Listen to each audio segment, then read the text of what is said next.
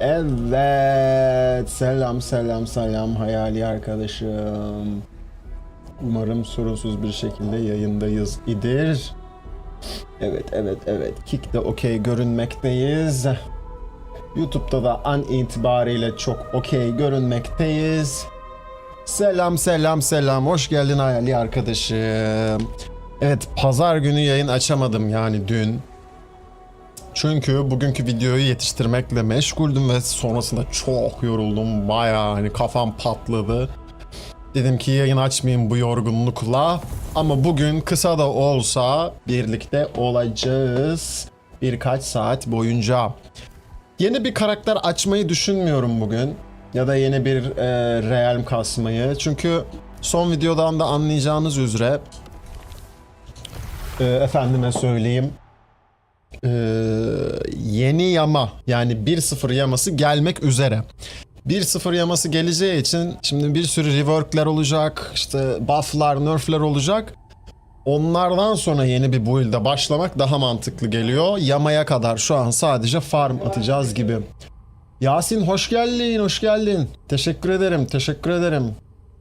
Çok sevindim şu an erkenden birilerini görmeye. Çok alışık değilim daha yayının başında birilerini görmeye. Hoş geldin. Teşekkür ederim. Valla işine yaradıysa video, merak ettiklerine bir nebze de olsa cevap bulabildiysen ne mutlu bana. Yani videonun tamamında, yayının tamamında daha fazla konulardan bahsediliyor. Ama onları ben birkaç video öncesinde zaten anlatmıştım. Önceki röportajlarında bahsettiği şeyler. Şu an bu yanlış hatırlamıyorsam 3. röportaj videosu olması lazım kanaldaki. Diğer 2 tanesinde zaten pek çok konu tekrar bahsedildiği için bu yeni videoda ona yer vermek çok istemedim o bahsedilen diğer şeylere. Eğer ki işine yaradıysa vallahi ne mutlu bana diyeyim efendim. Yakında Türkçe dil desteğiyle ilgili de bir video yapacağım ama biraz bekliyorum. Şu Yaman'ın hype'ı geçsin vesaire. Daha da bir sağlam bilgileri olsun elimizde. O zaman Türkçe dil desteğiyle ilgili de bir video yapacağım. Sırada o var. Bu tür röportaj videoları kapsamında diyeyim yani. Ama daha hani ortada tam bir fall yok ya da fall var ama yumurta yok diyeyim. Kesin bir o yüzden şey yapmak istemiyorum, sen söyle adını. Video çekip gereksiz bir hype yaratmak istemiyorum. Ama forumda güzel ipuçları aldık moderatör arkadaşlardan. Kolay gelsin. Eyvallah. Tahmin edebiliyorum. Zaten o yüzden de ben yayınları genellikle hani böyle chat akmasa bile mümkün olunca konuşuyorum ki arkada arka plan sesi olsun abi. Bir de zaten kafamın içi susmuyor ki yani oyun oynarken. Yayını yaparken ağzım niye dursun ki o zaman mantığı. Şimdi buradan günlük farmımızı yapalım. 5 olur ya, kullanırız. Bunları da al. Al hepsini. Envanter yine şişti ya. Yine şişti. Ne yapacağız? Bir ihtiyacım var mı? Herhangi bir item olur, bir şey olur. Vallahi çok fazla ihtiyaç fazlası var benim şu an içeride. Aynı şekilde YouTube yayın geçmişini izleyen arkadaşım, sana da sesleneyim. Bir ihtiyacın vesaire olursa yorumlarda belirt. Bizim şu anda bir Steam topluluğumuz da var. Onun linkini bırakırım.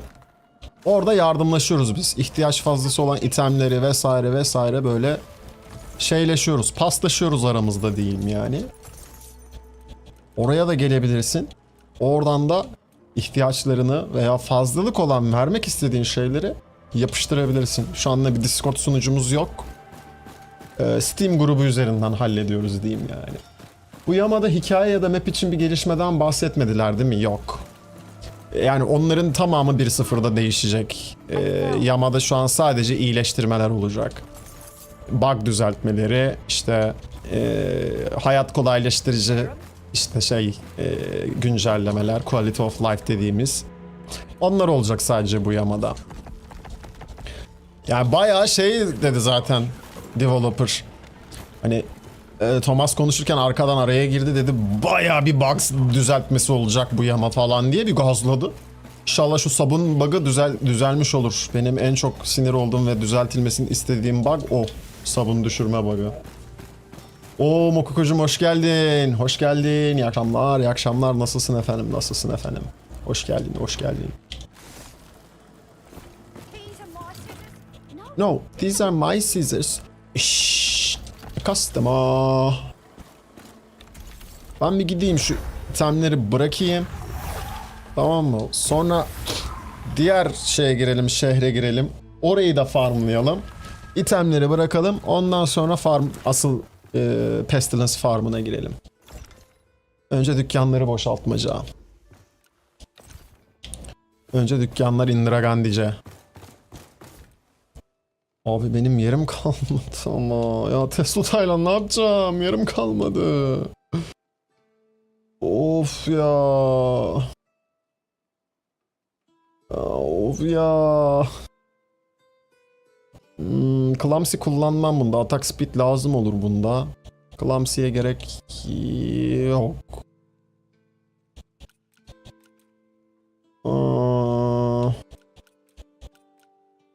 Fire Infusion da kullanmam. Bunları satarız. Burada yer kaldı mı bunlardan? Hiçbirinde kalmadı diye hatırlıyorum. Bir tane bunda kalmış. Bunu buraya çak. Bunda kalmış mı? Bunda kalmamış.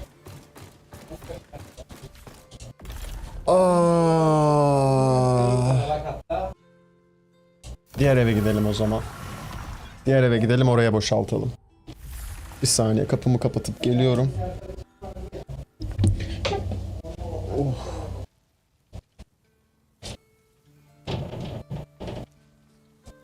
Birazcık camımı açacağım, geliyorum.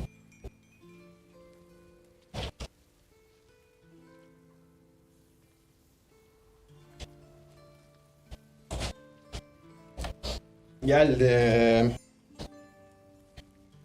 Abi sigara içerken de çok rahatsız oluyordum. Bıraktım, şimdi daha da rahatsız oluyorum kokusundan. Acayip bir şey ya bu sigara. İçiyorsanız içmeyin abi. Valla. İçerken de hep rahatsız olurdum. Bıraktım mı daha bir rahatsız ediyor. Yani daha bir fena sal yapıyor. Şimdi bunu koyuyoruz. Ondan sonracığıma buradan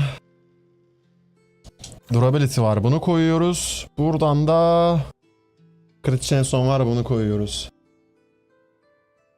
Ya tabii keyfi bir yere kadar ama bir yerden sonra keyfi kaçıyor ya Mokoko. Anlayabiliyorum. Çok böyle hani kısa yoldan keyfe ulaşmak için gerçekten mantıklı. Çünkü ben de yaptım ya.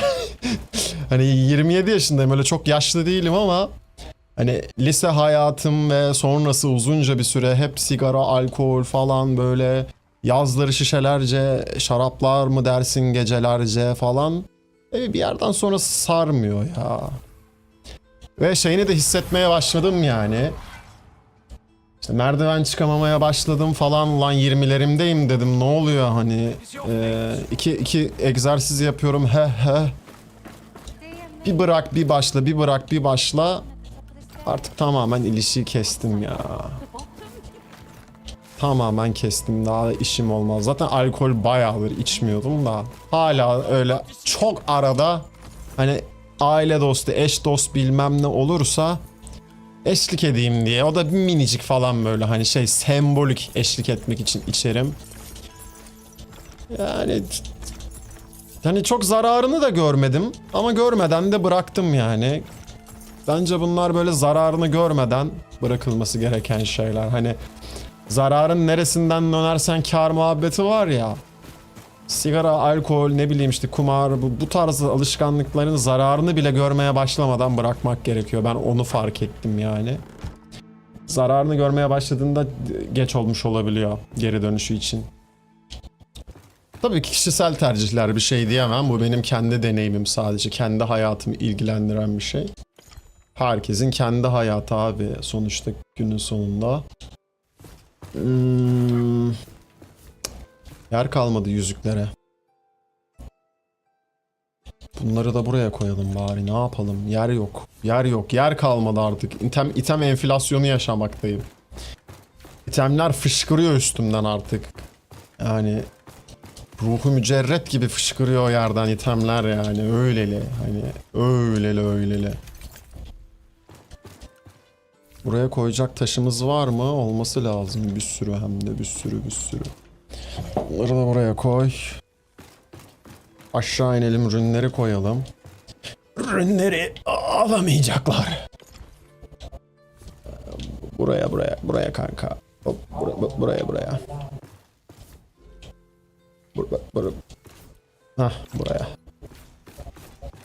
Şunu da düzeltirler umarım ya. Eşyaları diyorum, sandıkları tam açamıyoruz ya. Onu da umarım düzeltirler. Şimdi Tankistan'a gidelim. Tacikistan, Tankistan. Oradaki de eşyaları şey yapalım. Sen söyle adını. Hortumlayalım.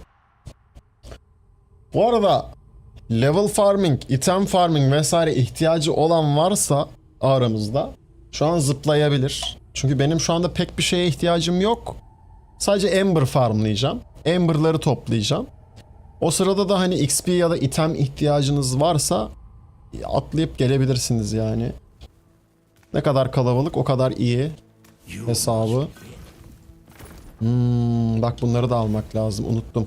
Bir daha dön abi. Eficileri de toplayalım.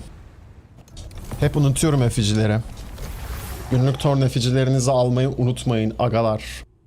Rookery'e gidin.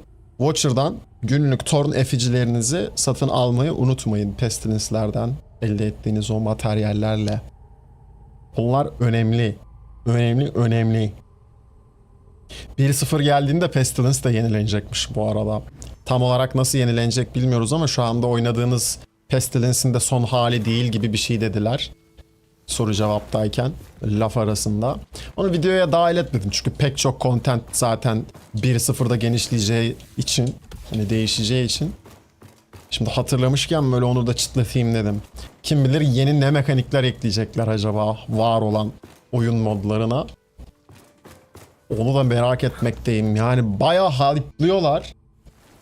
Bu hype'ın ucu boş çıkacak diye çok korkuyorum, biliyor musunuz? Hani çıtırdan bir alta sıçma durumu var. Ya bu hype'ı karşılayamazlarsa diye. Ya hikaye ve oynanış konusunda çok hype'da hayal kırıklığına uğratacaklarını sanmıyorum ama içerik konusunda, yani oynanabilir içerik, tüketilebilir içerik konusunda hayal kırıklığına uğratırlar gibi bir kaygım var. Uğratabilirler. Niye? Çünkü diğer büyük markalarda, diğer büyük oyun şirketlerinde bunu çok yaşadık yani. Gördük işte, Diablo'dur. Efendime söyleyeyim. Başka işte ne bileyim Cyberpunk'tır mesela, hani vesaire böyle çıkışlarında bayağı hayal kırıklığına uğratan oyunlar olduğu için öyle bir artık şey var bende de, refleks var. Ama bu oyun şimdi büyük bir firma olmadığı için, büyükten kastım hani böyle nam salmış ya nasıl olsa satarız kaygısı değil, rahatlığı olan bir firma olmadığı için hani ya satamazsak kaygısıyla belki cidden hype'larının karşılığını da verecek olabilirler yani. Böyle de bir gerçek var bir yandan da. Benim bossları kessene ya, üşeniyorum ya. 3-4 bölge ve son boss. Olur, keselim. Olur. Tamamdır. Şeyi de bekleyelim o zaman. Gelirse bir 5-10 dakika. Vox'u da bekleyelim. Kalabalık bir şekilde keselim. Yoksa ben gelirim direkt. Çünkü ne kadar çok kişi olursak o kadar çok loot düşüyor ya. O yüzden zaten hani ben de farm atarken diyorum gelin abi ki birlikte hani daha çok lootla, daha çok item farmlayalım diye. Bir yandan benim ne işime geliyor tabii daha fazla Ember düşmesi. 25'er tane yetecek mi acaba? Yeter herhalde ya. Şimdi tekrar Tankistan'a dönelim o zaman. Ben yine sana davet atacağım. Arkadaşlık daveti atacağım. Oradan sen bana Realm daveti atacaksın. Tamam hallederiz, hiç problem değil, hiç problem değil. Tekrar arkadaş ya, şu işte şeyi düzeltseler çok iyi olacak ya. Hani sadece arkadaş listendekileri değil de yani direkt Moon hesabı olacak diyorlardı mesela. Şu an daha hala onu getirmediler. Hani Moon Studio hesabı gibi bir şey olduğunda direkt oyun içinden arkadaş ekleyip, en azından Steam üzerinden olmasa bile, ya da oyun üzerinden ismiyle birini davet edip Realmin'de birlikte oynayabilsen keşke. Benim şu an en büyük derdim o. En büyük derdim o. Tamam. Bir daha dönelim. 15 tane yetiyor galiba. 15'er tane. Biz yine 25'er tane alalım da. Finalistan... yanlış yaptım.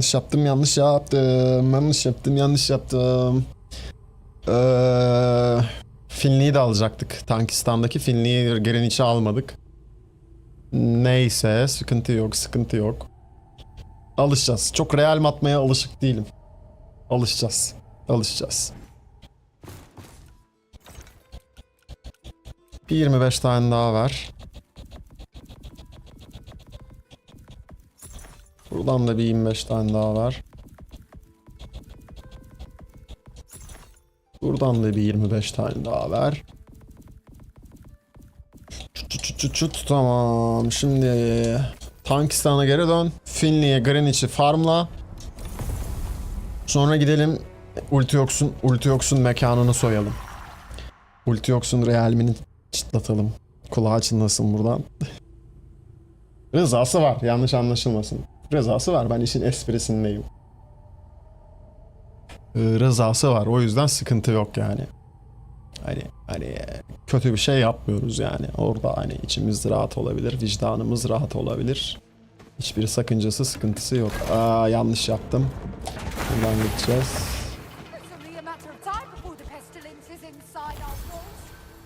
Ok kanka.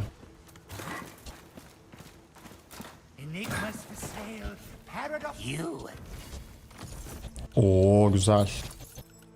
Güzel Amber'ları ver.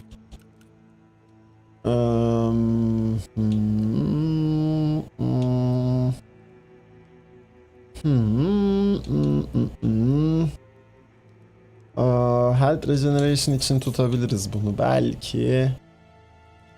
Çok aman bir buff değil ama bulmuşken alalım. Crit Chance 10 var, ver. Physical 8 var. Hadi ver bunu da. Hadi bunu da ver. Tamam. Greenwich'e gidelim şimdi aşağıdan. Çat.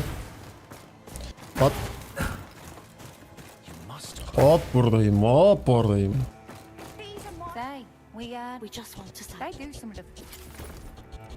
Şunları da ver. Facet'lara çok bakmayacağım. Zaten yerim yok çünkü eşya tutacak. Güzel bir facet bulsam ne olacak? Yani. Oh. Buradaki Greenwich iyiymiş. Bunu ver. Bunları ver. Tamam.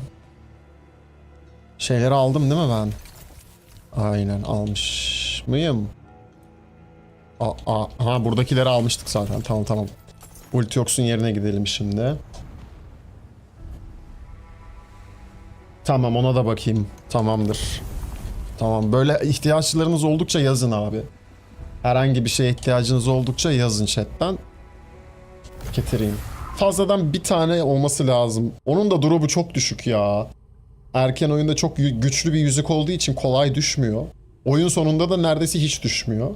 Çünkü oyun sonunda daha çok Ring of Determination'la Battle Cry Ring düşüyor. Onların droplarını bayağı açmışlar. Neden bilmiyorum, çok saçma ama.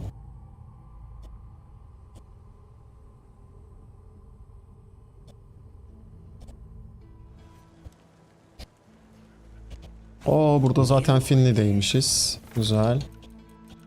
Pat. Kafayı yiyor. İtemler kafayı yiyor. Bir dakika, kendi kendine yenilendi mi az önce bu? Galiba öyle bir şey oldu. Güzel saçmalık. Oo, attack speed şeyi var. Ver bunu ver.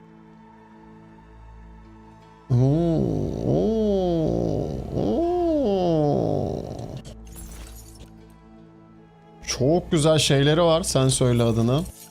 Efsunları var ama silah çok kötü. Çift el. O silaha uygun değil yani. O efsunlar. Buna da işimiz olmaz.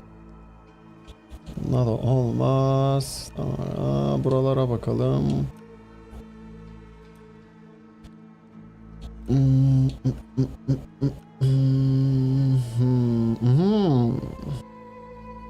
Hadi bunu ver.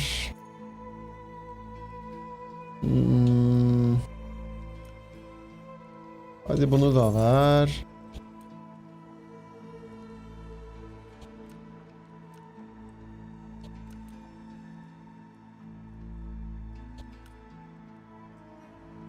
Bunu da ver. Bunları geç, geç. Geç, geç. O gidelim Rukuri'sine şimdi. Rukuri'ye çökelim. Hemen. Güzel güzel değiştir ama zaten abi. Tek bir build'le oynanacak bir oyun değil bu ya. Sıkılırsın yani sürekli aynı şeyi oynamaktan. Oyun da onu istemiyor yani. İnan oyun da onu istemiyor. Şimdiden alış abi build değiştirmeye. Güzel o yani. Hani kafayı alıştır en azından. Mevcut build'i nasıl şuraya çekerim, nasıl buraya çekerim. Şu parçayı değiştirsem ne olur falan gibi. Bunların böyle kafada şeyini yapmaya alış ki 1.0'da çünkü bambaşka bir hale gelecek oyun bak. Hani 1.0'da bu tarz düşünmek çok önemli olacak. Şu an çünkü stat sistemi var. Stat sistemi gittiği zaman her şey böyle ulan şu slota şunu koysam, şunun yerine bunu koysam diye düşünmekle geçecek. Çünkü statlarla belli şeyleri elde edemeyeceksin artık. Onun yerine işte triad dediğimiz bir sistem gelecek. Evsun gibi düşün ama Evsun'un rün hali gibi düşünebilirsin. Nasıl şu an silahlarımıza rünler takıyoruz, işte işlevsel rünler falan takıyoruz. Onun stat versiyonunu düşün. Belli statları almak için, belli statlardan faydalanmak için o rünleri takmamız gerekecek gibi düşünebilirsin. Adı da Triads olacak işte. O yüzden böyle kafayı sürekli şeyleme gerekecek, resetlemen gerekecek yani. Şuradan şunu alsam, şuradan şundan feragat etsem gibi gibi. Onun antrenmanını yapacağımız en iyi zaman şu an, bu zaman yani. 1.0'da bunları öğrenmeye çalışmak çok zor olacak çünkü. Ve tahminimce birçok oyuncu 1.0'da o yüzden bırakacak. Yani en azından belki... Ay dur yanlış şeyi koydum, bunu koymayacaktım buraya. En azından Souls'cu tayfadan birçoğu bırakabilir yani.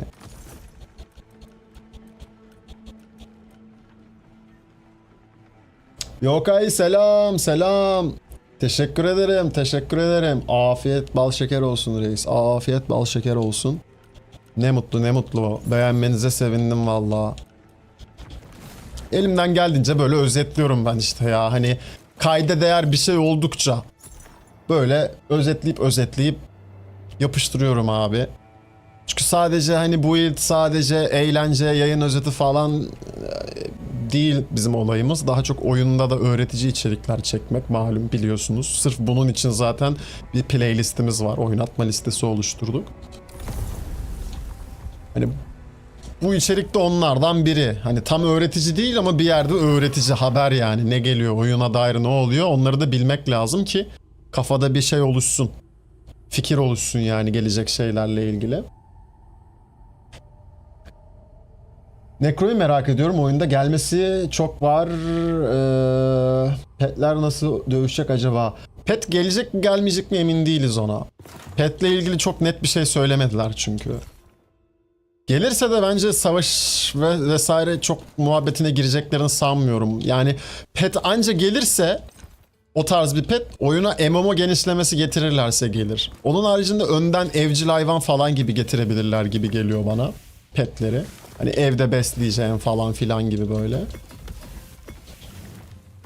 Onun haricinde Necro da baya değişik bir Necro olacak. Yani benim Thomas'ın söylediklerinden anladığım kadarıyla. Diablo'da Path of Exile'da falan gördüğümüz tarzda klasik böyle dümdüz nekro görmeyeceğiz gelirse. İlginç özellikleri olacak gibi görünüyor.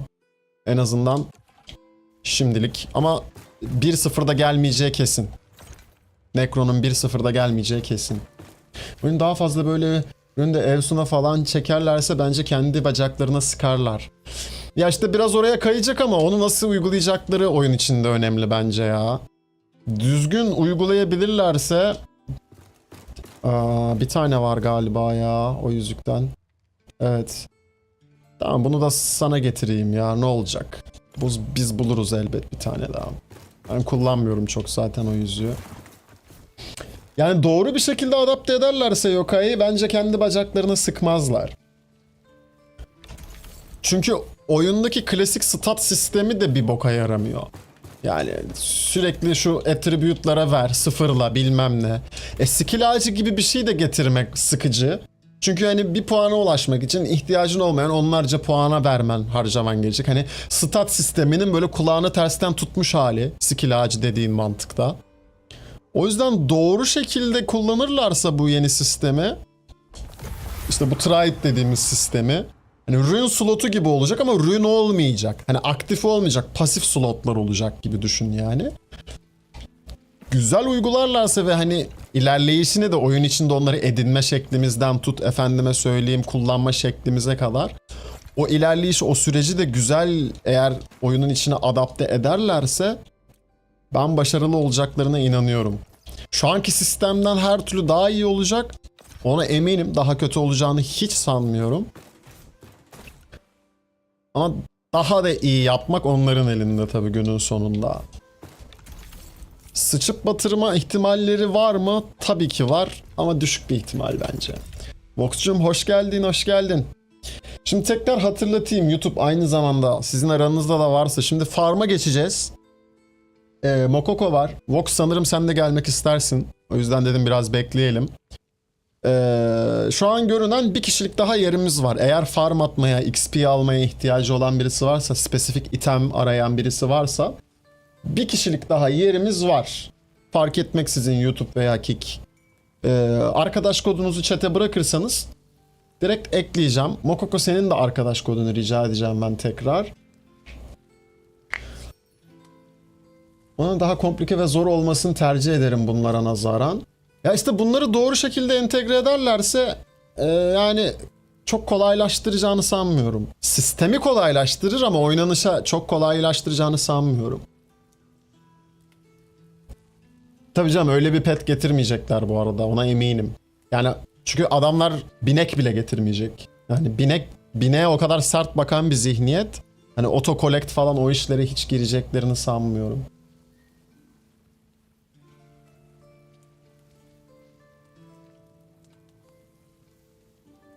Necron'daki minyon mantığı da işte değişik bir şekilde gelecek bence. Hani böyle ordu yaratma fikrine çok sıcak bakacaklarını sanmıyorum ama hani tek tek ele geçirme düşmanları ve hani öldükçe tekrar canlandırabilme falandan bahsetti. Ama cesede ihtiyaç duymadan, çünkü sürekli mob öldürmüyoruz ya burada, hani bir ekranı sürekli temizleme muhabbeti olmadığı için. Bakalım yani nasıl yapacaklar bilmiyorum. Nerede buluşuyoruz? Önce Mokoko'nun Realm'e gideceğiz. Mokoko ya da şöyle yapalım o zaman. Mokoko'da buluşmayalım. Çünkü Yokai de geliyor. Voxland'e ya da Together'a davet edeyim. Nasıl istersen. Voxland'e de davet edebilirim. Together'a da davet edebilirim. Together 1'e.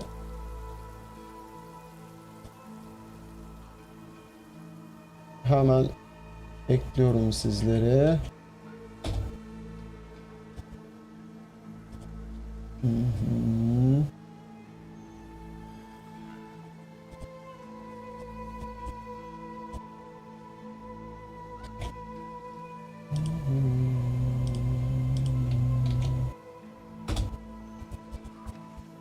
Tamam. Tamam, Together'a geçelim o zaman. Sesli gelmek istersen de şöyle ben davet atayım sana. Ox.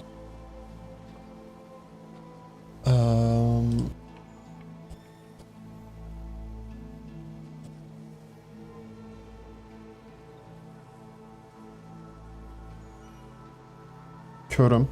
Kör oldum. Göremiyorum. Ay aman Allah korusun. Şakası bile kötü. Aman aman. Aman aman aman. Aman aman aman. Boz boz boz. Geldim. Hoş geldin. Hoş geldin. Abi. Şimdi ben üstüme bir şey Yeni çarla almalıyım. geliyorum. Tamam tamam. Başka bir şey ihtiyacı olan var mı? Yokai senin bir ihtiyacın var mı?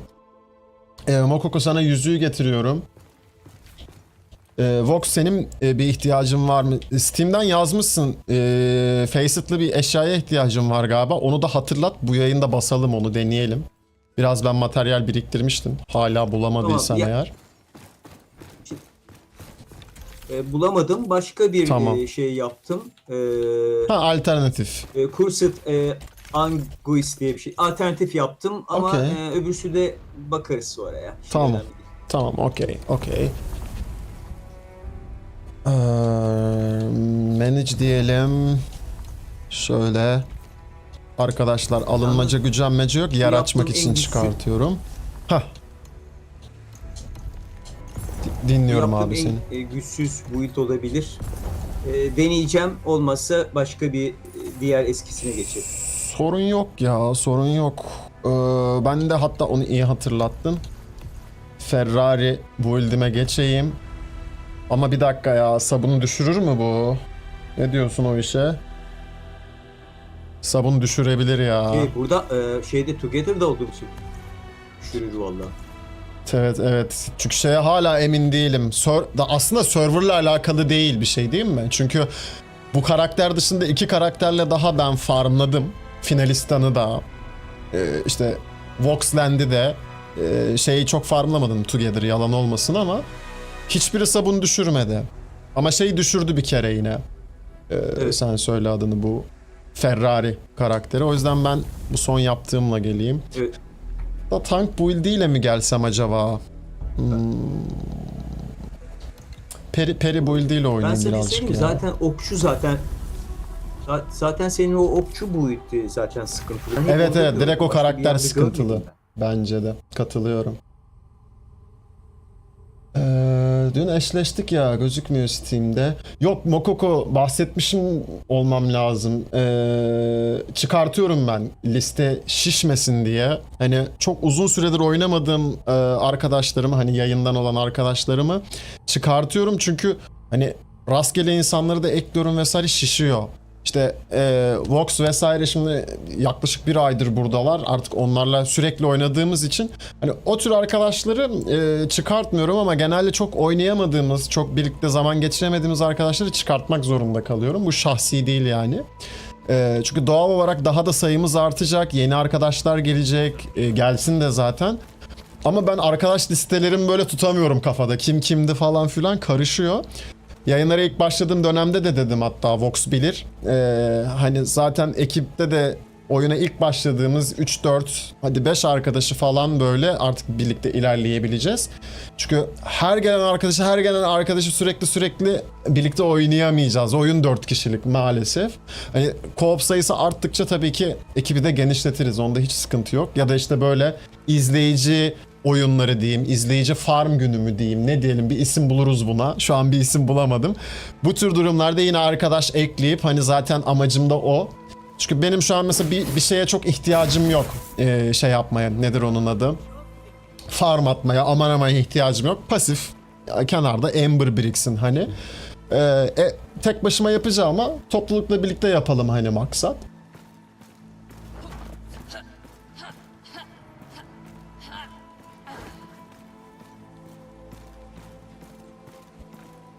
Şu an server'a davet etmiş olmam lazım seni, Yokai'yi. Aynen. Aynen. Sesliye de şu anda sadece ekip üyelerini alıyorum Yokai'yi ya. Kusura bakma, dediğim gibi bunu şahsi almayın arkadaşlar. Hani tamamen söz meclisten dışarı, yayınların, oyunların başından beri hani sonuçta sürekli birlikte olduğum insanlarla Birazcık daha bu etkileşim işini sıcak tutuyorum. Çünkü hani hem yayıncı olarak hem de izleyici olarak daha önce şahit olduğum bazı durumlardan dolayı bu tamamen biraz şey muhabbetine geliyor bu. Aşkım sorun sende değil bende muhabbetine geliyor ama birazcık daha hani sağlam ilerlemek istiyorum. Daha önce uyarı yediğim bazı durumlar oldu. Benim elimde olmayan konulardan dolayı. O yüzden Yokai'yi hani Sesli'de de dediğim gibi sadece ekip arkadaşlarıyla sürekli oynadığımız şu anda aktif tutuyorum. Ama ilerleyen zamanlarda dediğim gibi zaten hani kitlemiz de büyüyecek. Yayınlara gelip giden arkadaşlar da zaten daha belli olacak. O zamanlar zaten sesli sohbette de işte oynadığımız ekip arkadaşlarında da genişletmeye gideceğiz yani. Hoş geldin, hoş geldin, hoş geldin. O zaman şimdi ben buranın NPC'lerini soymuş muydum? Önce ona bakıyorum. Soymamışım. Buradaki NPC'leri de bir soyayım. Ondan sonra Shallows'tan direkt farmımıza başlayalım o zaman. Mary'e de gidelim. Ben burayı niye soymuyorum ki her gün? Doğru, bu server'ı da çok dışladık ya. O kadar uğraşmıştık bunu açmak için.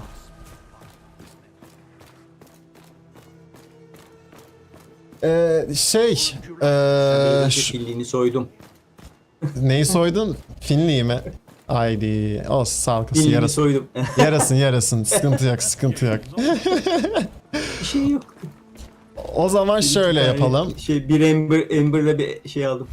Ya sağlık olsun. Direkt şeyden başlayalım abi, Shallows'tan. Zaten taktik şu. Sırayla bütün haritaların Pestilence'ını dönüyoruz abi. Işınlanma sırasıyla ekranda gördüğünüz. Tamam mı? Sadece son 2 haritada hemen yakmadan önce boss alanları var. O alanlara gidiyoruz. Ondan sonra alanı yakıp Pestilence'i açıyoruz. Zaten ilk bir tur dönünce mantık oturacak sizde de. Torn efficilerimi aldım mı yanıma yalnız? Onu hatırlamıyorum. Almamışım. Senin üstünde Torn effici var mı Vox şu anda? Yoksa hemen onları hemen bakıyorum. Zaten alıp ben geleyim. ateşin başına oturdum ben zaten. Hı hı. Bende 5 tane var. Tamam, okey. Yeter. Bittiğinde şey yaparız. Ben bir ışınlanırım, alır gelirim tekrar. Şimdi hemen hızlıca başlayalım. Tamam. Yakayım mı ben? Yapıştır abi, yak gitsin. Effici'yi basma. Effici'yi sadece Orban Glades'ten itibaren basalım. İlk 2 haritaya Effici basmayalım. Tamam. Tamam.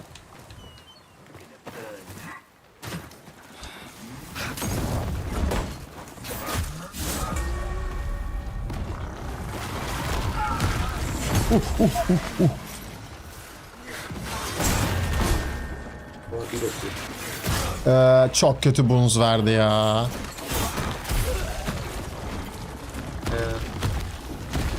Vallahi mı? Vallahi hasar yedikçe stamina yeme bonusu verdi. Hiç yaramıyor bana o.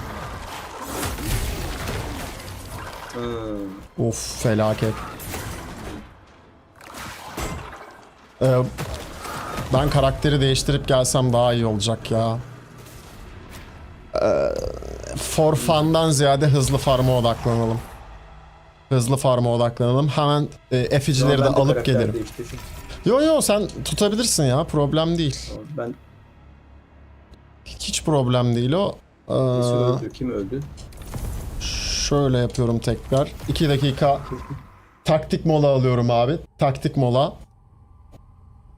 Bonuslar rastgele geliyor ya, o negatif şeyler. Onu hesaba katmadım. Tank build'lerinde hasar yiyince stamina kaybetme inanılmaz zorluyor karakteri. İnanılmaz zorluyor. Çünkü peri atmak için stamina lazım. Atak atman için stamina lazım tank build'lerinde. Onlar büyük sıkıntı. Quit the main menu. Yanlış şeye girdik. Buradan bu arkadaşı seç. Hemen tekrar finalistana gidelim. Efficileri de alayım. Yaklaşık şimdi 5 tane var dedin. 7 map var. Orban, Nameless. Başka? Orban, Nameless. Lowland, Marine mi oluyor? 6 map var tabi. Dışarı tur dönsek ben bir 12 tane de ben alayım üstüme. 12 tane yeter herhalde. 3 tur dönsek. Tabi. Kafi. 8 tane de şundan ver. Tamam. Hiç hatırlatmıyorsun Mokoko. Senin yüzüğü de bu karakterde unutmuşum bak. Yüzük getirecektim sana. Hiç hatırlatmıyorsun.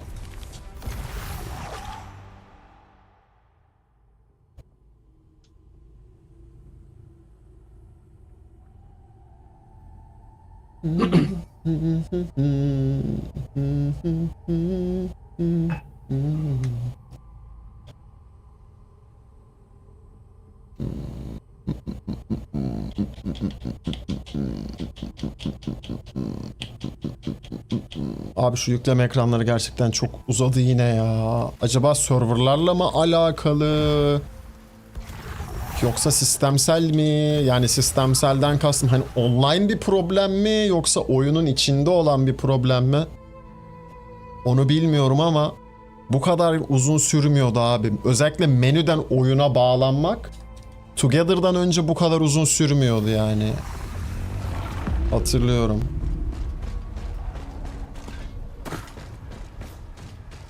Ha.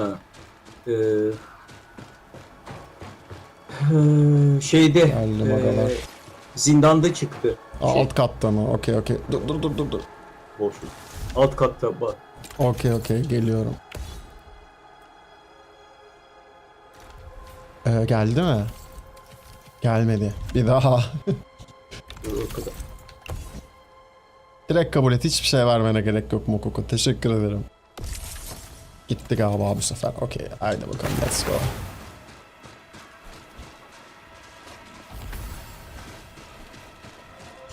Benim full fokus bu build'imde. O yüzden şöyle fullleyelim. Sandığı da açalım. Geldiyse açacağız abi. Güzel. Ben kestim. Tamam abi. Herkes loot'unu alsın. Birer tane alalım. Eşit paylaşalım.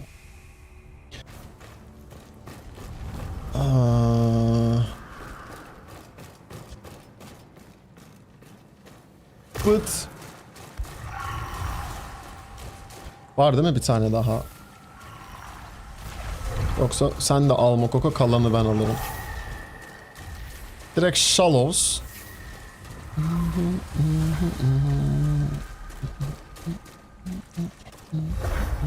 Ben de geçeyim.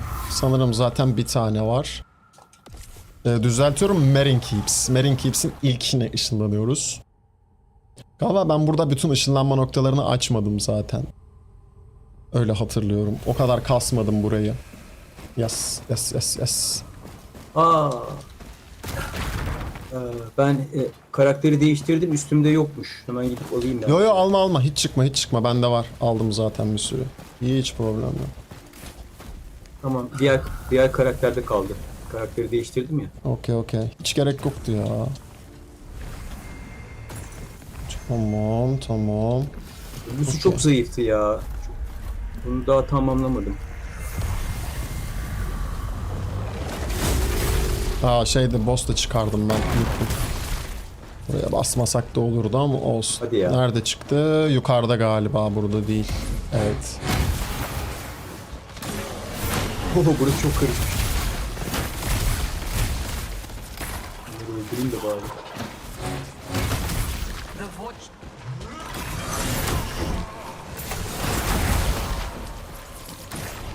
Hop, pardon. Çaktın bana.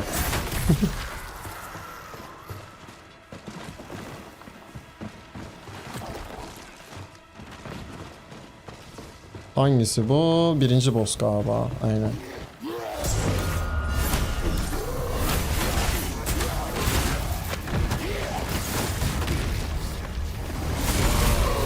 Nice. Hop. Alın siz. Ben karakterimi değiştirip yanıma bir şeyler alayım. Okey. Şey kalmış. Teşekkür ederim. D50 333 D50 falan mı? Değişik bir nickim var. Yanlış okuduysam kusura bakma. Hoş geldin. Direkt Orban Glace'deyiz. Bekliyoruz. Abi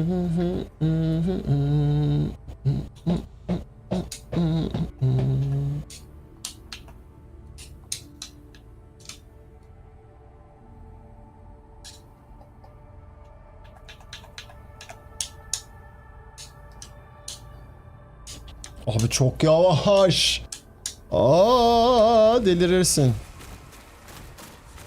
Mokoko buradasın değil mi? Düşmedin. Ne Tamam, Mokoko da burada. Bağlantı çok yavaş abi. Çok yavaş. Hani ışınlanırken bile bayağı bekletiyor. Galiba bu serverlarla alakalı ya. Solo'da da yavaşlıyor bazen ama sürekli değil. Sizi şöyle tek de alayım ben.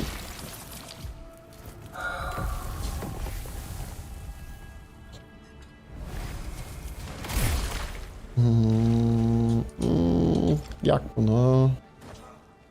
Bunu da yak. Lan bunları yak. Tamam.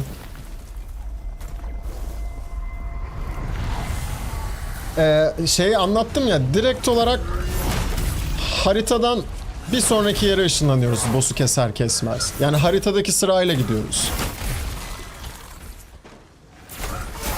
Şöyle göstereyim tekrar.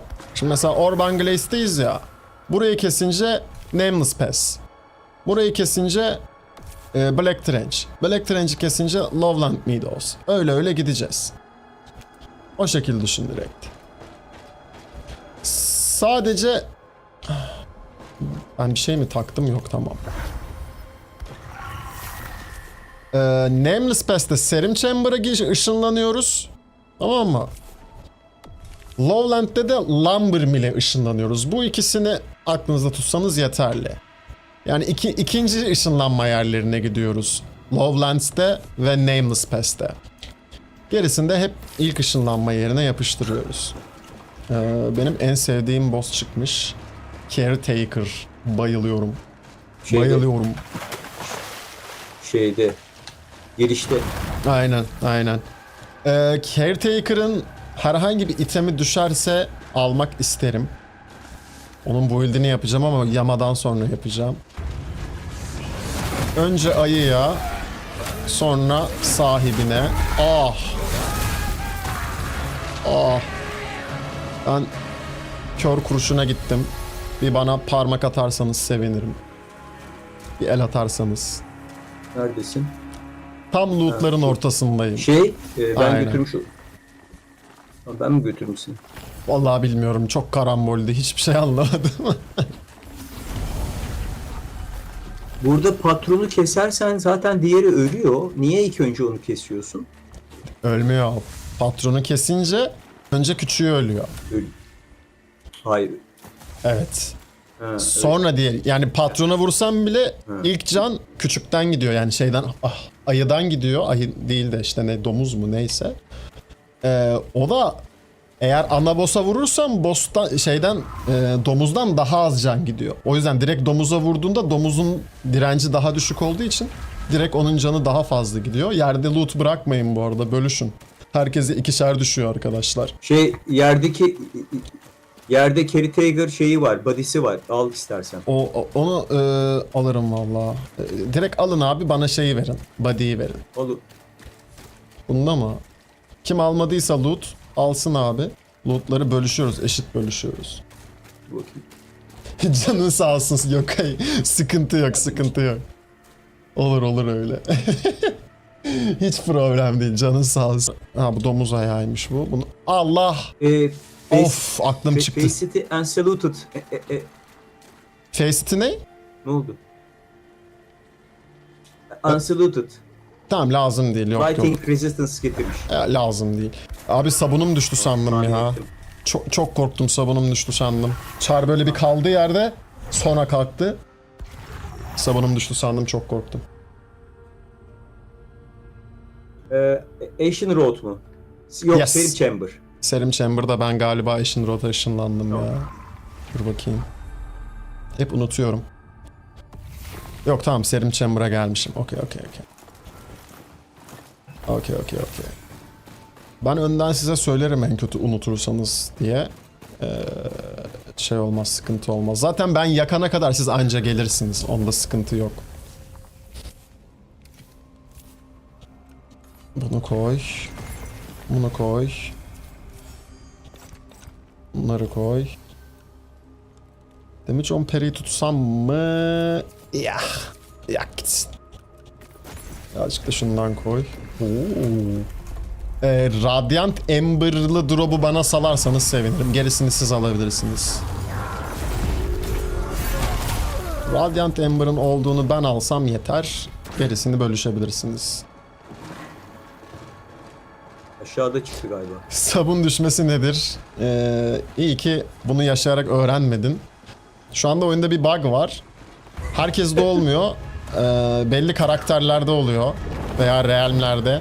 Ama anladığım kadarıyla karaktere bağlı bir bug. Karakterin yerden item aldığında böyle kalıyor. Eğilmiş bir şekilde. Nitekim diğer adıyla sabununu düşürüyor. Ve hareket edemiyorsun. Oyun donmuyor. Allah. Ama hareket de edemiyorsun. Oyundan çıkman gerekiyor.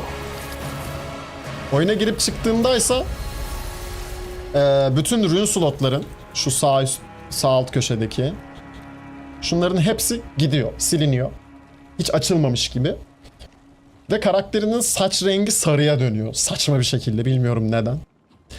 Tekrar gir çık yapıyorsun. Karakterinin saç rengi normale dönüyor. Rune slotlarından sadece ikisi açılıyor. Geri kalanları kilitli oluyor ama rünlerin komple gidiyor. İşlevsel rünlerinin hepsine bay bay diyorsun. Gidip tekrar Eleanor'dan o rünleri alıp takman, işte Watcher'a gidip o rune slotlarını tekrar Plague Icon'la açman gerekiyor her seferinde ve bu günde en az, günde demeyeyim de işte diyorum 3-4 saat oynuyorsan oyunu en az saat başı oluyor. Çok sinir bozucu bir bug. Bayağı bir rune slotuna ve şeye mal oluyor sana bu. Rune mal oluyor. Sırf o yüzden ben şu an farm build'imi oynayamıyorum mesela. Umarım Yama 1'de kökünden çözülür bu sorun. Yama 1'de düzeltilecek dediler forumda ama ben de onların yalancısıyım yani. Bakacağız ve göreceğiz. Üzerinde Torn Snow olan var mı arkadaşlar? Eşyalarına bakabilirse. Birazcık Torn... varmış bende. Pardon. Okey, gerek kalmadı. Aşağı sıkışmış. Aşağıda kalmış. Normalde yan yana olması lazım bunların. Bitince bana paslayabilirsiniz. Şu anda okey. Dehşete düştüm, tüylerim diken diken oldu. Çok şükür başıma henüz gelmedi. Allah korusun gelmesin abi. Fena bir şey yani. Fena bir şey. İnsanın en kötü kabuslarından beter, yemin ediyorum. Hele bir de yani oyunun başındaysan gerçekten can sıkıcı. Hani benim Plague Icon'dan yana falan sıkıntım yok ama rünler sıkıntı bende de. Rünleri sürekli alamıyorsun ya. Her gün farklı rünler geliyor Eleanor'a. Günde 3 kere 4 kere kaybedince bütün işlevsel rünlerini mokoko oluyorsun yani. Sıkıntı.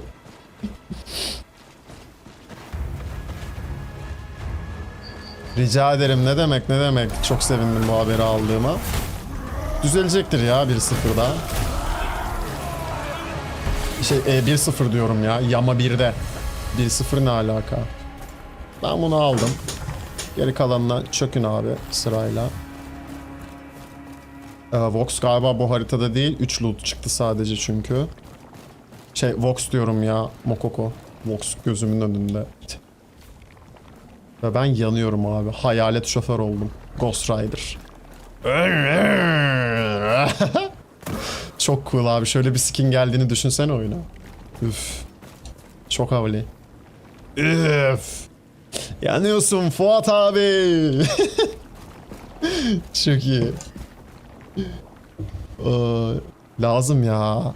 Thomas biraz karşı skin getirmeye oyuna ama bence lazım. Buradan Lowlands Lumber Mill'e gidiyoruz agalar. Lowlands Lumber Mill.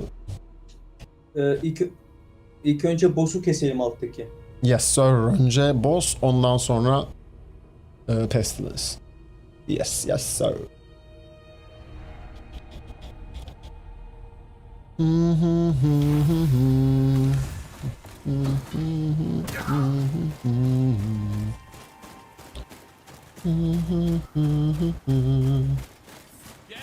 Bekleyelim. Herkes gelince tekleyelim. Ay. Ufakları keseceğim ben. Tekledin. Okey. Sağlık olsun. Sağlık olsun. Özür dilerim. Onlar alsın ya loot'u. Zaten bizim çok ihtiyacımız yok. 2 loot düştü zaten. Biri ona, biri ona. Ben almıyorum zaten. Okey.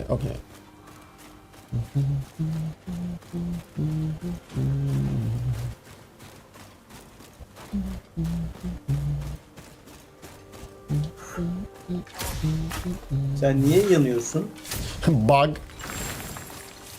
Ateş elementli bir mob sana vurduğunda bazen böyle yanma efekti gitmiyor, kalıyor üstünde. Ya canım gitmiyor ama görsel olarak yanıyorum abi.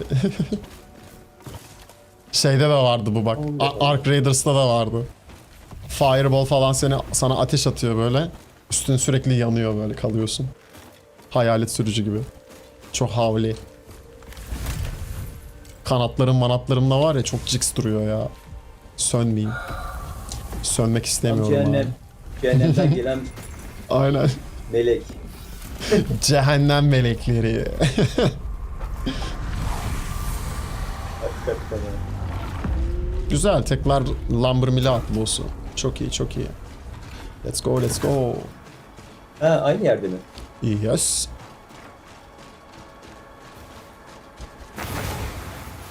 Hop. Oyun çökme. Oo, Seyit build yapmış. Çok iyi. Sen söyle adını. Hadouken build. Çok keyifli o build ya. Ben hadi bunu aldım. Bu ne yapıyor burada? Burada mob kalmış. Canı gidiyor. Ana öldü. Bir kişi almadı. Burada da loot var. 2 kişi almamış. Lootlarınızı alın arkadaşlar. Davetiye beklemeyin. Lootlarınızı alın. Sizin için yapıyoruz. Bak, yemeğinin malını yerler. Bak. Hemen buradan Marine Woods'a gidiyoruz. İlk ışınlanma yerine. Oradan yoldan düz gidip sağdaki kabinden aşağı geliyorsunuz abi. Aşağıdaki önce boss'u kesiyoruz. Ondan sonra Pestilence boss'unu kesiyoruz. Şu anda yok DL'li. Ama 1.0'da o tür şeyler gelecek. Yani Realm'i modifiye edebileceksin. İşte Friendly Fire'ı aç, kapat, atıyorum işte. Ne bileyim, sadece Survival modu falan gibi şeyler getireceklerini söylediler. Ha, bu Survival mod kafasındaki daha büyük kapsamlı şeyler 1.0'da mı gelecek bilmiyoruz. Ama Friendly Fire açma kapama muhtemelen 1.0'da gelmiş olur. Muhtemelen. Emin olmamakla birlikte muhtemelen.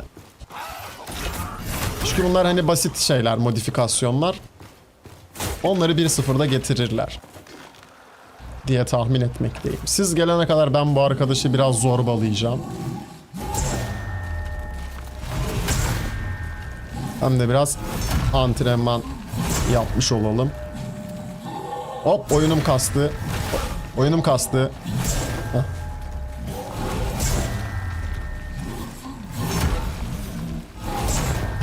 Oha, çok geç bastı. Çok erken bastım ama saydı yine de. Bunu bastım. Bunu kaçırmamıştım. Fena zorbalıyoruz. Ah! Lavu fena zorbaladık ya. Ah, nasıl ya? Nasıl ya? Dur. Şaka yaptım ya, dur. Ah! Ah! Okay, iyiyiz. Okay. Let's go o zaman. Aa! Öc aldı. En savunması sahanımda öc aldı. Yapacak bir şey yok. Birazcık hak ettik diyebiliriz bunu. Bir çıtır hak ettik diyebiliriz. Aynen öyle dedi. Eternum hoş geldin bu arada. Nerelerdesin yahu? Nerelerdesin? Nerelerdesin? Sen hayırdır dedi. Benim onurumu, haysiyetimi, gururumu sen dedi. Hayırdır dedi. Nasıl dedi yerlere serersin dedi. Ben dedim haklısın abi, yapacak bir şey yok.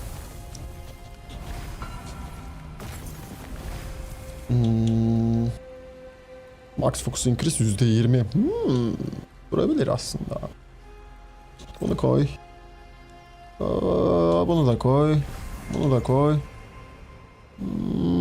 Crit Chance 9 dursun. Bunu da koy. Bunu da koy. Fullendi. Yes sir. Yes yes sir.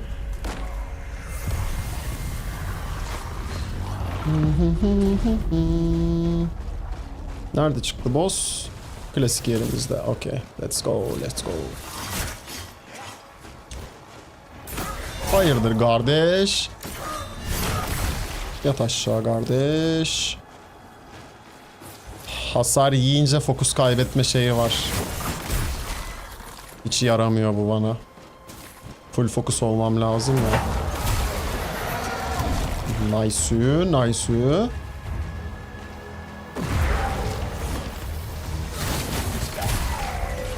Temiz, çıtır, jigs. Easy. Hadi ben bunu alayım. Önüme bu düştü. Önümdekini yiyeyim. Ben merkeze gidiyorum. Okay. Satacağım, doldum çünkü. Tamam. Alright. Bu arada ben odunu ahşap yapamadığım, oduncuyu bulamadığım için silah geliştiremiyorum. Projelerden level atlatınca mı marangoz açılır? Marangoz açık. Marangozun tahta yapma özelliği projelerden level atlattığında açılıyor. O yüzden de bütün NPC'leri şey yapmadan, temel NPC'leri level atlatmadan diğerlerini atlatamıyorsun. Oduncu da bunlardan biri. Yani birbirine bağlanmış durumda şeylerin. Temel NPC'lerin upgrade'lerinin açılması. Atıyorum işte demir işleyebilmen için sallıyorum. Demirciyi level 2 yapman gerekiyor. Level 2 yapman için tahta üretmen istiyor senden. Tahtayı üretmek için tahtacıyı level 2 yapman gerek falan gibi düşün. Orada da şeye gitmen gerekiyor. Ev satın alıp, eğer hiçbirini geliştiremiyorsan ev satın alıp eve Danos'tan işleyici satın alıp onları koyman gerekiyor. O da her gün yenileniyor. Danos'un da bir de dükkanı var ya satın alabildiğin. Oyun artık seni direkt şeye itiyor yani. Orta oyunda ev almaya zorluyor. Eskiden öyle değildi. Şu an sanırım öyle çalışıyor fark ettiğim kadarıyla. Yani oyunun başında seni mecbur ev almaya zorluyor ki evde önce temel materyalleri işle. Sonra şehri güçlendir. Şehirdeki NPC'lerden işlemeye devam edebil diye. Sanırım öyle bir muhabbet var şu anda. Yani en ucuz evlerden birini al ve Danos'u günlük olarak kontrol et mağazasını. İşte refinerları, işte tahta işlemek için olan işte şeyi, demir işlemek için olan falan vesaire. Ama açık dünyada da sandıklardan falan işlenmişler düşüyor. Hani yok ben uğraşmak istemiyorum evle falan diyorsan o da bir seçenek yani. Şu an Torsunov alabilirim arkadaşlar varsa fazladan. 100 altına kale alsın saklaların. Bakacağız. Bakacağız. 5 tane Torsunov bırakabilirsen olur Vox üstünde varsa. Ben Torn efecisini basayım direkt. Ya da yok direkt yak. Tamam, ben atayım oraya. Komple yak. Varsa 8 tane bas. Buraya efici harcamayalım. Bastım. Okey. Bastım. Allah. Bir dakika. Direkt fullledin değil mi? Evet. Okey. Ha doğru. Burası Shallows. O yüzden. Yani boss'u çıkartmadım. Yo haha. Boss'u Moblar tekleyince dedim Allah Allah. Hop pardon. Pardon pardon. Bana vur. Birisi bana vur. Aa! Mokoko fight istiyor. Mokoko gel vs. Gel hadi vs. Burayı temizleyelim vs. Ne dedin o işe? Bir dakika buradaki moblar nerede? O zaman aşağıyı mı temizlemem lazım? Galiba.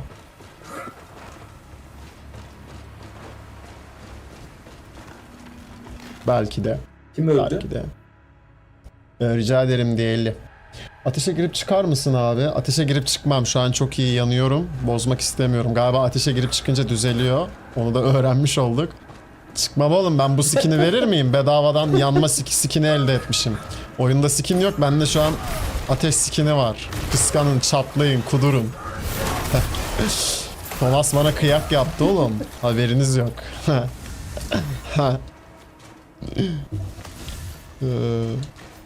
Şaka yapıyorum tabii ki. Bu bir bug'dır. Görsel bir bug'dır. Şu yukarıdakini istiyorum ben. Sen de kaybol. Bir dakika, bana niye what the fuck? Bana niye şey çıktı? Sarı loot çıktı. Normal mob kestim, içinden sarı silah çıktı. What the fuck? Nasıl oluyor?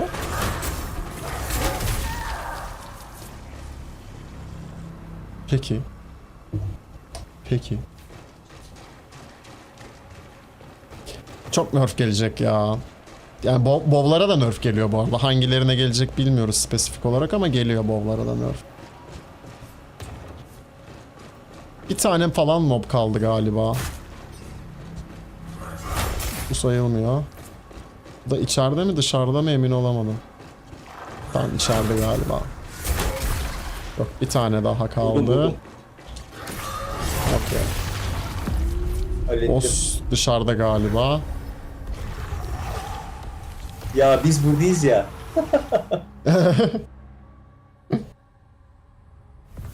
Hemen Bir ayım şunları kaldı. var. Neye bir ayın kaldı ya? Gerek yok. Hayırdır abi, şartlı tahliye falan mı? Öyle bir dedin ki bir ayın, sanki şafak sayıyorsun. Ha, bir ay mı kaldı? Ha, 1-0'a. 1-0'a ne kadar kaldı bilmiyoruz. Ama yama bu ay içinde gelecek, onu biliyoruz. Yama bu ay içinde gelecek, ondan eminiz. Nice hocam, nice hocam.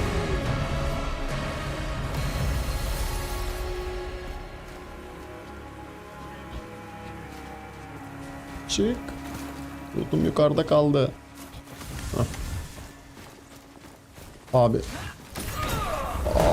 Buradan şimdi direkt Marine Keeps'e gidiyoruz arkadaşlar. Mokoko loot'unu almayı unutma. O son kalan senin loot'un. Sahilde. Marine Keeps'te direkt Torn Effigy basabilirim aslında ama yok ya, temizleyelim. Torn Effigy'yi birazcık idareli kullanalım. Çünkü yamadan sonra deli gibi Torn Effigy harcamamız gerekecek. Deli gibi farm atmamız gerekecek. İdareli kullanalım şimdi. Ben bir kaybol.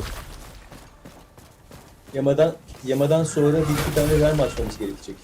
Galiba öyle olacak ya. Ya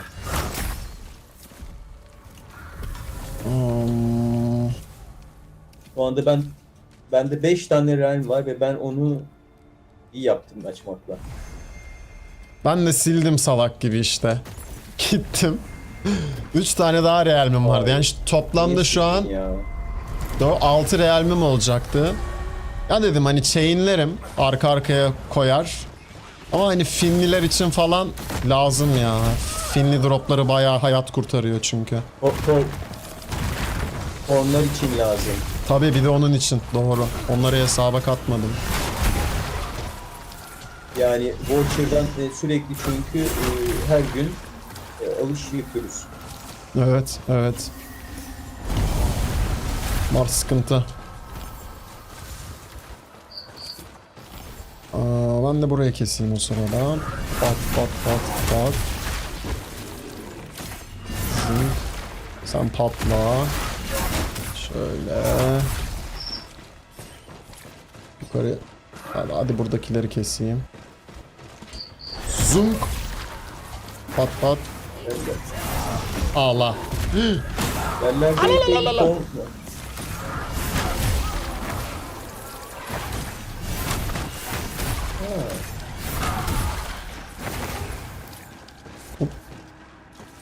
Hop.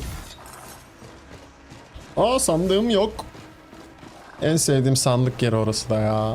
Oyuna başladığım ilk zamanları hatırlattığı için çok nostaljik oluyorum oradaki sandığa her aldığımda. Shot. Shot.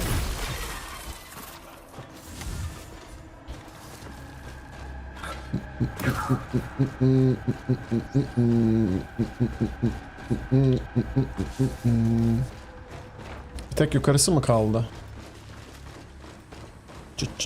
Yukarıdayım. Okey. O zaman ben aşağıyı bekliyorum. Aa, burada da varmış. Yeni çıktı bunlar. Az önce buradan geldik. What the fuck?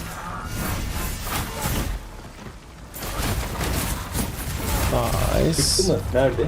Sanırım senin orada. Evet. Bende. Okey. Senin ellerinden öper o arkadaş. Az kalsın öldürüyordu beni ama hallettim. Nice. Abi biz teslimatı almaya geliyoruz. Amazon teslimatı. Bir tanesini ben aldım. Okey. Ben şu şeye gidiyorum. Gizli yere. Aa, evet. Doğru. Var değil mi sana da Mokoko? Sen bunu al. Seyit'in sabunu mu düştü? Seyit? Yok şey. Ha yok, Seyit ışınlanıyor. Bende böyle göründü. Okey. Sabunun düşmedi değil mi? Seyit. Sabunun mu düştü? Ha, tam ışınlanmış. Işınlanmış. Sandıkta bir şey yokmuş. Benim de bir şehir atmam gerek. O zaman şöyle yapıyoruz. Üst boşaltma molası. Herkes kendi realmine dönsün ana menüden. Sandıklarına falan atsın atması gereken eşyaları. Satması gerekenleri satsın. Tekrar gelin devam edelim. Bu realmde satmayın ki üstünüzde eğer eşyanızı ayırmak istediğiniz, satmak istemediğiniz bir eşyanız varsa boşuna yer kaplamasın envanterinizde. Hani evinizin olduğu realmde boşaltın. İşte bu da çok saçma mesela. Bunu nasıl çözecekler bakalım 1.0'da? Ya da çözmeye niyetleri var mı? Şu an sürekli realmler arası böyle gir çık Doktor Strange gibi takılıyoruz anasını satayım. O realmden o realme, o realmden o realme. Birden fazla realmde oynamanın ne gibi bir artısı var? En büyük artısı şu arkadaşlar var ya, Torneficiler. Bu arkadaşları Rookery'deki Watcher'dan satın alıyorsun oyun sonunda. Pestilence alanlarını temizleyerek şu arkadaşı biriktiriyorsun. Thorn Snow. Bu arkadaşla şunu satın alıyorsun. Thorn Marrow. Yine Rookery'den. Bu arkadaş ve Thorn Snow'le birlikte bunu satın alıyorsun. Thorn Husk. Hepsiyle birlikte de bunu satın alıyorsun. Bunu her gün 5'er kere yapabiliyorsun. Yani her birini 5'er kere satın alabiliyorsun. Ne oluyor böylece? Oyun sonunda birden fazla real açtığın için günde 15 kere, 20 kere falan alabiliyorsun işte 3-4 realmin olunca. Bunu aynı zamanda oyundaki bütün NPC'lere uygula.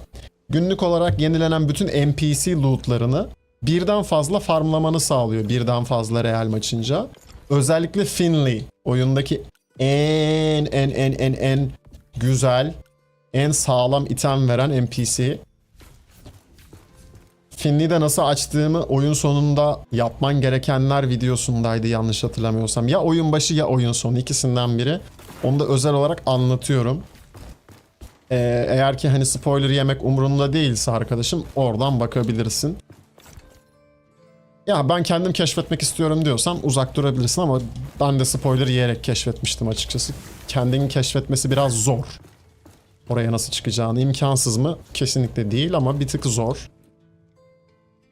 Durability increase ile işimiz yok. Satarız bunu da. Finley gibi, işte Greenwich gibi, işte Demirci vesaire bunları da birden fazla realmde birden fazla lootlayabildiğin için hani şu an için mantıklı. Ama 1.0'da sanırım gerek kalmayacak ya. Ya da kalmamalı, bir şekilde ona bir çözüm bulmalılar diye düşünüyorum. Ben tornafici almama rağmen niye gelmedi üstüme? İlginç. Şimdi crit chance koy bunları buraya şimdi. Crit chance'i abi cıfıt çarşısı oluyor benim depolama ya. Crit chance lazım olur dursun. Health regeneration için almıştık bunu. Sal. Bunu da sal. Sal. Lightning demiş 9 dursun, gerisini satacağım. Hiç uğraşamayacağım.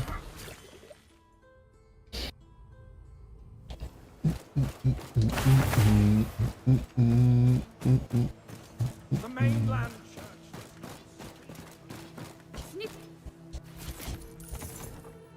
Sat gitsin hepsini. Mavilere hiç bakmayacağım. Ya şu anda bu arada size tavsiyem şey olur hani. Spesifik bir build yapmıyorsanız, hani özellikle bir iteme, bir eşyaya ihtiyacınız yoksa satın gitsin hepsini. Çünkü iteme ihtiyacınız olduğunda paraya da ihtiyacınız olacak. Günlük olarak ihtiyacınız olan o itemleri almak için NPC'lerden paraya ihtiyacınız olacak. Birden fazla da real maçtıysanız hele ki, örnek veriyorum 4 tane realminiz var. Finley'nin dükkanına item alacaksınız. En ucuz item Finley'de zaten 5-6 gümüş. En ucuzu o da. Şimdi bunu 10 kere yapsan zaten 50 gümüş gidiyor. Hani hesap et oradan. O yüzden en mantıklısı sürekli ihtiyacınız olmayan şeyleri satmak. Spesifik olarak build yapmıyorsanız. Çünkü yapacağınız zaman farmlayabilirsiniz zaten. Oyunda şöyle bir mantık var. Bir tane sağlam build yaptıktan sonra oyun açılıyor zaten. Hani sen diğer build'lere geçeceğin zaman o bir tane farm build'i yapıyorsan, yaptıysan eğer düzgün çalışan, zaten başka bir build yapmak istediğinde o build'le farm atabiliyorsun. O build'le farm atabileceğin için ileriye kadar çok istif yapmana gerek yok böyle her şeyi. Tabii çok kullandığın evsunları nedir o işte crit chance, crit damage, işte armor penetration, şu an meta olan evsunlar. Bunları gördükçe at kenara tabii yüksek oranlılarını. Ama ufak oranlıları sat gitsin mesela. Direkt paraya dönüştür yani. Cash'e dönüştür. Hiç gerek yok tutmana. Marinescape yaptık. Yakayım mı? Öyle yakalım. Spoiler hiç önemli değil. İzleyeceğim 1.0'da herhangi bir şey için kota olmamalı diye düşünüyorum. Günde zaten max 2 saat oynayabiliyor birçok oyuncu. Evet öyle bir kota olmayacak. Şu anda da yok zaten. Yani şu anda mesela zaman sınırı olan tek şey oyunda bu kestiğimiz bölgeler var ya, işte ateşe oturup yakıyoruz. O yaktığın bölge 24 saat bekleme süresine giriyor. Bak en son nereyi kestik? Shallows'u. Marine Keeps'i. Bak 23 saat 53 dakika diyor. Bundan önce nereyi kesmiştik? Marines Keep'i. Marines Keep'i diyorum. The Shallows'u. Ama 19 saate düştü. Niye? Çünkü Shallows'tan sonra Marines Keep'i kestik. Burayı kesince, Marines Keep'i kesince bir önceki harita yani The Shallows %20 cooldown'ı düştü bekleme süresi. O yüzden aslında oyunda şu an bekleme süresi diye bir şey de yok. Yani ben Shallows'u kestikten sonra ilk haritayı, hepsini kesip bütün haritaların en son haritayı kestikten sonra ilk 2 harita tekrar sıfırlanmış oluyor. Oyun sana yani şeyin de iznini veriyor. Abi herhangi bir içeriği dönüyorsan ben sana onu zincirleme dönmene izin veriyorum diyor. 1.0'da da böyle olacaktır. Sadece süresi artacaktır mesela. Hani çünkü şu an 7 harita var ve diyor ki 7 haritanın tamamını da dönersen 7 mi 6 mı neyse işte ilk 2 harita sıfırlanacak mantığı var.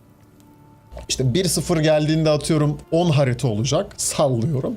4 yeni bölge eklenecek dedi ama mevcut bölgelere mi eklenecek, yeni harita mı olacak ki bilmediğimiz için hadi diyelim biz yeni gelecek hepsi. 10 haritada da hani bu bekleme süresini biraz daha şey yaparlar, arttırırlar.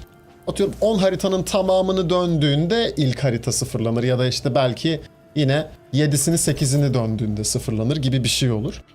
Ama her zaman o şeye izin verecekler yani demek oluyor bu mantıken. Sen söyle adını. içerikleri döngüye sokma. Birbirinin peşinde. Oo, teşekkür ederim. Seyit, çok teşekkür ederim. Keselere berekat ol. Çok teşekkür ederim. Bir ihtiyacın olursa söyle lütfen. Dragon hoş geldin. Hoş geldin. Teşekkür ederim. Umarım iyisindir. Elisiler geldi zaten. Bir tane build sonrası açılıyor farm işi. Kesinlikle bak. Tecrübe konuşuyor yine. Hani kesinlikle. Ya bir de gerçekten hani şunu unutmayın abi. Oyun şu anda oyun sonunda değil.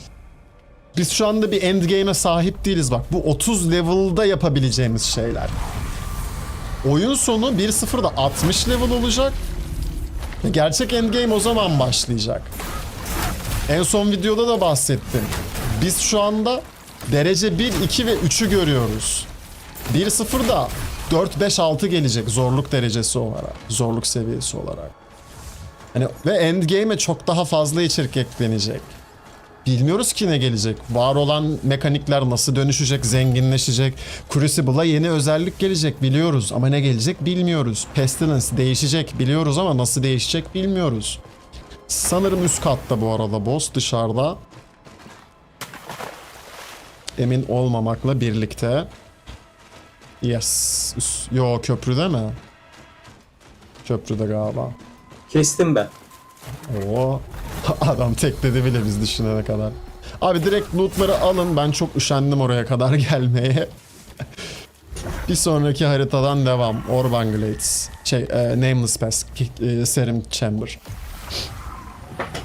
Sıkılmadan omurgasız gibi dönmek lazım biraz.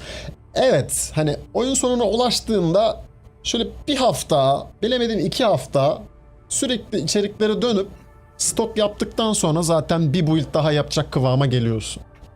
Ama zaten hemen build yapasın gelmiyor, inan. Yani o ilk build'ini bitirip her şeyini min-maxladıktan sonra böyle ince ayarını yaptıktan sonra bir süre onu oynamak istiyorsun.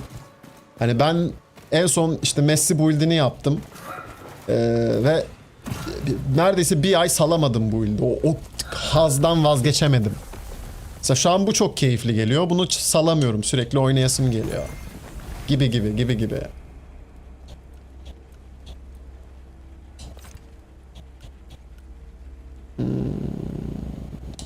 Yak bitsin bunda.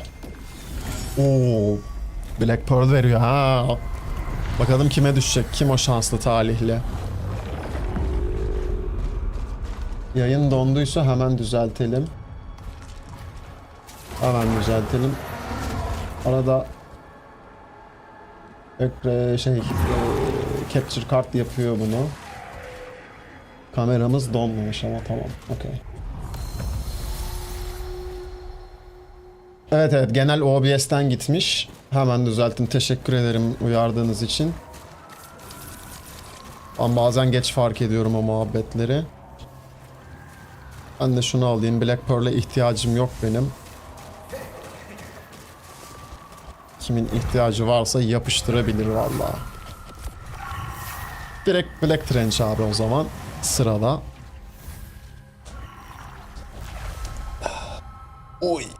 Oy, şöyle bir sağlam bir masaja ihtiyacım var ya. Hiç öyle masaj yaptırma alışkanlığı olan, öyle bir şey olan biri de değilim bu arada ama böyle aylar, yıllar sonra bir masaja gidip o rahatlığı hissettiğinde çok iyi geliyor. Şu an o dönemdeyim galiba. En son ne zaman masaj oldum desem hatırlamıyorum ki. Belki 10 yıl falan olmuştur. 5 ila 10 yıl. Minimum 5 herhalde. Çok güzel bir şey ama ya. Ama hani böyle doğru mu? İnsan gibi masaj. Hani şimdi chatte belki başka türlü anlayacak arkadaşlar olabilir. O türden masaj değil yani. Hani harbiden hakkıyla olan masaj böyle. Torn Snow'e ihtiyacım var benim. Verebilecek var mı? Torn Snow. 5 Ben tane yapayım al. burayı. Olur. Efficin yoksa 5 tane koy, kalanını ben yakarım. İş buraya gitmeden nasıl teleport atılıyor acaba? Utility ürünlerle. Ben utility ürünleriyle ilgili bir video çekmedim değil mi? Ben onunla ilgili bir video çekeyim. Doğru, oyun sonunda çok önemli çünkü. Bak burada return ürünü var. Geri dönüş ürünü. Bunu kullandığın an haritanın neresinde olursan ol sanki Whisper'a tıklamışsın gibi, o ışınlanma yerine tıklamışsın gibi oluyor. İstediğin yere ışınlanabiliyorsun. Bunların adı da 1.0'da Serim Rune olarak değişecek bu arada. Şaşırmayın. Şu an Utility Rune olarak geçiyor. 1.0'da artık bunlara Serim Rune diyeceğiz. Oo. Şey geldi.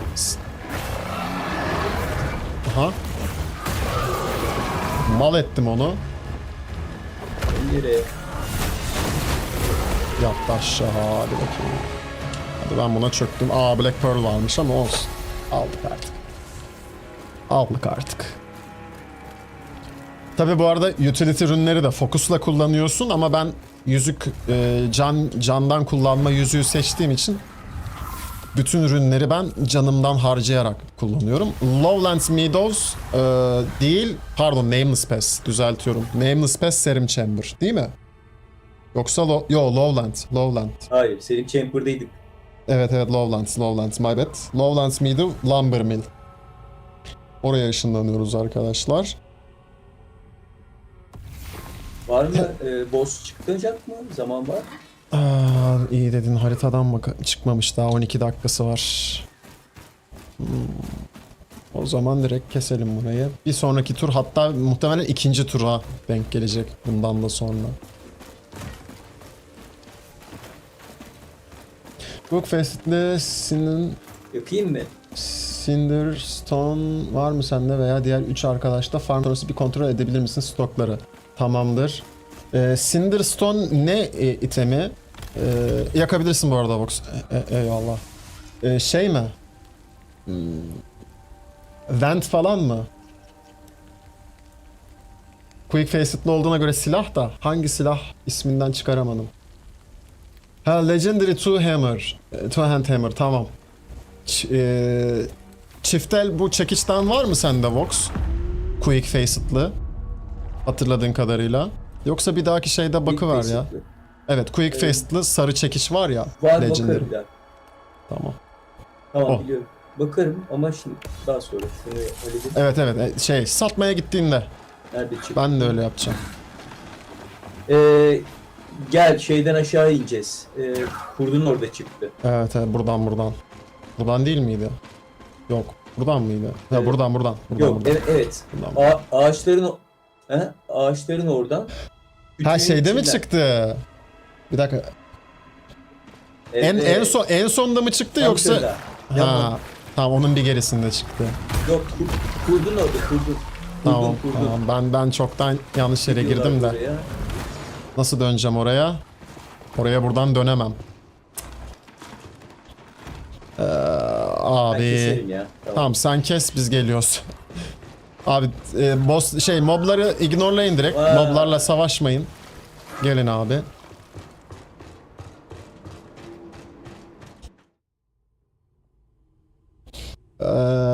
Buradan ama o geriye dönüş var mıydı? Bir geri dönüş olsa kalp sana geri dönmez mi? Nereden geldi bir anda aklıma bu şarkı? Tamam, kestik Aynen. Sait'i. Buradan geri dönüş eklemeleri lazım ya. Yok, bu şeyi açmamız lazım. Buranın ismi ne? Hunter'dı. Ya onu açmasak bile şuradan geri dönebilmeliyiz, anladın mı? Buradan bir geri dönüş vermesi lazım oyunun. Vermiyor ama. Vermiyor. O yüzden ne yapacağız? Bakayım, buradan atlayıp gidebiliyor muyum? Yok. Yok. Siz alın abi, ben çok üşendim. Siz alın abi loot'u, ben feragat ediyorum. Lanet girsin. Çok üşendim. Bak şimdi. Lumberville'de sağdan aşağıdan Ya biliyorum. Evet, evet. Yer var ya, oraya gideceğiz. Ya yolu Oraya dümdüz takip gideceksin. edince Oradaki gidiliyor. Biliyorum. kütükten. Evet, yolu biliyorum ama bir kere o mağaraya girince geri dönerek çıkmak çok zoruma gitti, yani üşendim. Hani dümdüz gidip yine oraya ulaşılabilmeli anlamında dedim, yani çok sinir bozucu o. Çok şaşırdım, ben boşa amelilik yapıp O koşuyormuşum. zaman Harvest Road. Biraz evet. İşte o da Marimbus'a gidiyorum. yes Merrin Woods. Boss çıktı mı buradaki? Galiba çıktı. Bakayım. O Yok. yerden Ember buldun. Ha, Labs diye. Çıkmadı galiba ama bir daha kontrol edeceğim ben. Yok, sandığı alayım. O oyunun da problemi ya DL'li. Yani şu an oha sandıktan da çıktı. Şansım mı dönüyor ne? Sene serverda değiliz değil mi? Hayır bu şeyde ben varım. Ama ben varım burada. Evet, doğru gerçi yine senin ayağın bastı buraya. Ondan sonra farm atarken yanıma seni alacağım her zaman. Lucky Charm hesabı. Bak şimdi 2 Radyan var, bir Ember var. Oh. Benim çok ihtiyacım yok şu an ya. Diyorum ya hani acele bir ihtiyacım yok. Benim, Ne düşerse bahtıma kafasındayım. benim Radyan'a ihtiyacım var. Tamam veririm. Ne kadar ihtiyacım var söyle. Hallederiz. Hallederiz, problem değil. Hadi gelin şimdi. Ha onu diyorum. Diğerleri. Şu anda oyundaki en büyük problemlerden biri oyundaki içerikleri yeteri kadar oyuncuya tanıtamıyorlar. Çünkü oyunun içinde bir kılavuz sistemi vesaire de yok. Üçüncü parti sitelere gitmek zorunda ama onu da çoğu kişi bilmiyor. Hani nereye gideceğini vesaire. Bundan mütevellit hani evet kolaylık sağlayan pek çok şey var oyunda. Ama oyuncunun çok geç haberi oluyor. Oyuncu çok geç keşfediyor gibi bir durum var yani. Öyle bir çelişik bir durum mevcut yani. Ama 1-0'da umarım şey gelecek. Bir envanter temizleme yapalım bu arada. Madem bir tur, her turun sonunda yapalım. Ya bütün haritayı her temizlediğimizde bir envanter temizliği yapalım. 2 röportaj önce söyledi Thomas. Yani şey şu an hazır. Oyun içi rehber diyeyim işte. Oyunun kendi içinde öğretici sistemi olan o. Hani olur ya her oyunda. Böyle açarsın o sayfayı menüden yazar. Sadece dil kısmı çok bizim şu an zamanımızı alacak bir şey. O yüzden dedi 1-0'a yetiştirebilir miyiz bilmiyorum. Gerçekten çünkü hani her dile çevirmeleri de lazım. Destekleyecekleri. O inanılmaz bir böyle şey işi yani. Ağır iş yükü. Şu anda da mevcut iş yüklerini oraya bölmek istemiyorlar anladığım kadarıyla. Zaten makul olan da o. Hani önce bir oyunu düzgün hale getirsinler, sonrasına bakılır yani. Sonrasına bakılır. Upsi, itemleri de koyduk buraya yanlışlıkla. Neyse dursun.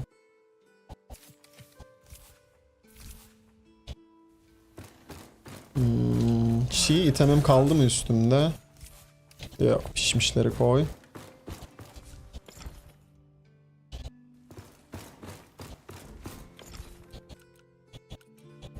Bir tur daha dönelim, sonra Crucible geçelim isterseniz. Ama Crucible'da çok ölürsek nasıl yapacağız onu? Bir kere çıkarız, birkaç tur döneriz, ondan sonra okeyleriz ya. Aynen. Yok ya ölmeyiz çok ya. Niye?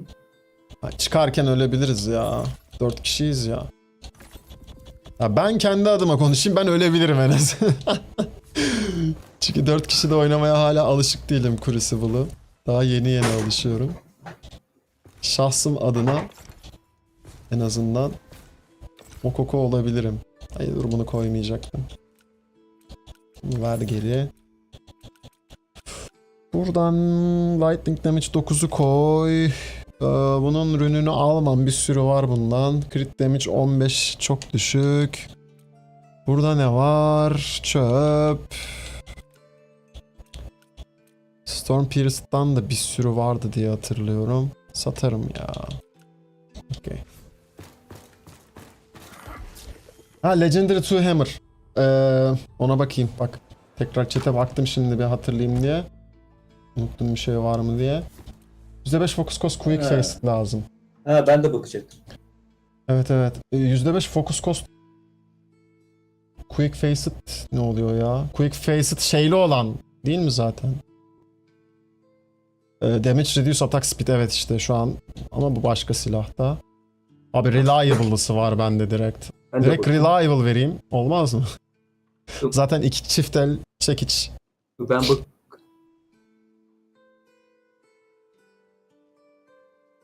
Ben bakayım bir dakika. Bekle. Ha, o zaman o Quick değildir ki. Quick'in downside'ı damage çünkü. Onun bir de fokuslusu mu var? Aynı isimde Quick olup. Merak ettim. Allah Allah. Bir tane Razer var. Bir de bu tarafa bakayım. Quick damage reduce. İsmi başka olabilir mi acaba? Reduce. Stamina cost. Mundane var. Focus gain reduce veren.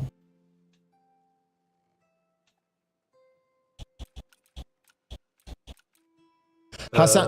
Demin Ha, Focus- tamam, Mundane tamam. Var bende. Tamam tamam. Mundane değil de Fey, tamam ben yanlış anlamışım. Downside'ı focus cost increase var ya, 8 bendeki mesela şu an. 5 olanını istiyor ondan mümkünse. Yani en düşük gelenini. F'si de quick. Okey şimdi anladım. Tamam. Kardeşim oyunu bırakma seviyesine geldi. Video vs izlemeyi sevmediğinden dolayı. Quick var mı? Cinder Stone değil mi? Yes sir. Hayır. Quick var bende. Şey ne? Kırmızı Evsun'u. Focus Cost'u 7. 7. Olur mu sana Dragon? Gel el sıkışalım. Hadi verelim gitsin. Hadi. Bir şey olmaz 7'den. 2 puan. Bendeki 8. Kurtarmaz diyor. Adam min-maxlamış. Kurtarmıyor. Eyvallah. Peki. Min-maxçı adam. Severiz. %1 bile önemlidir min-max'ta. Ne demek? Keşke yardım edebilseydik. Sağlık olsun.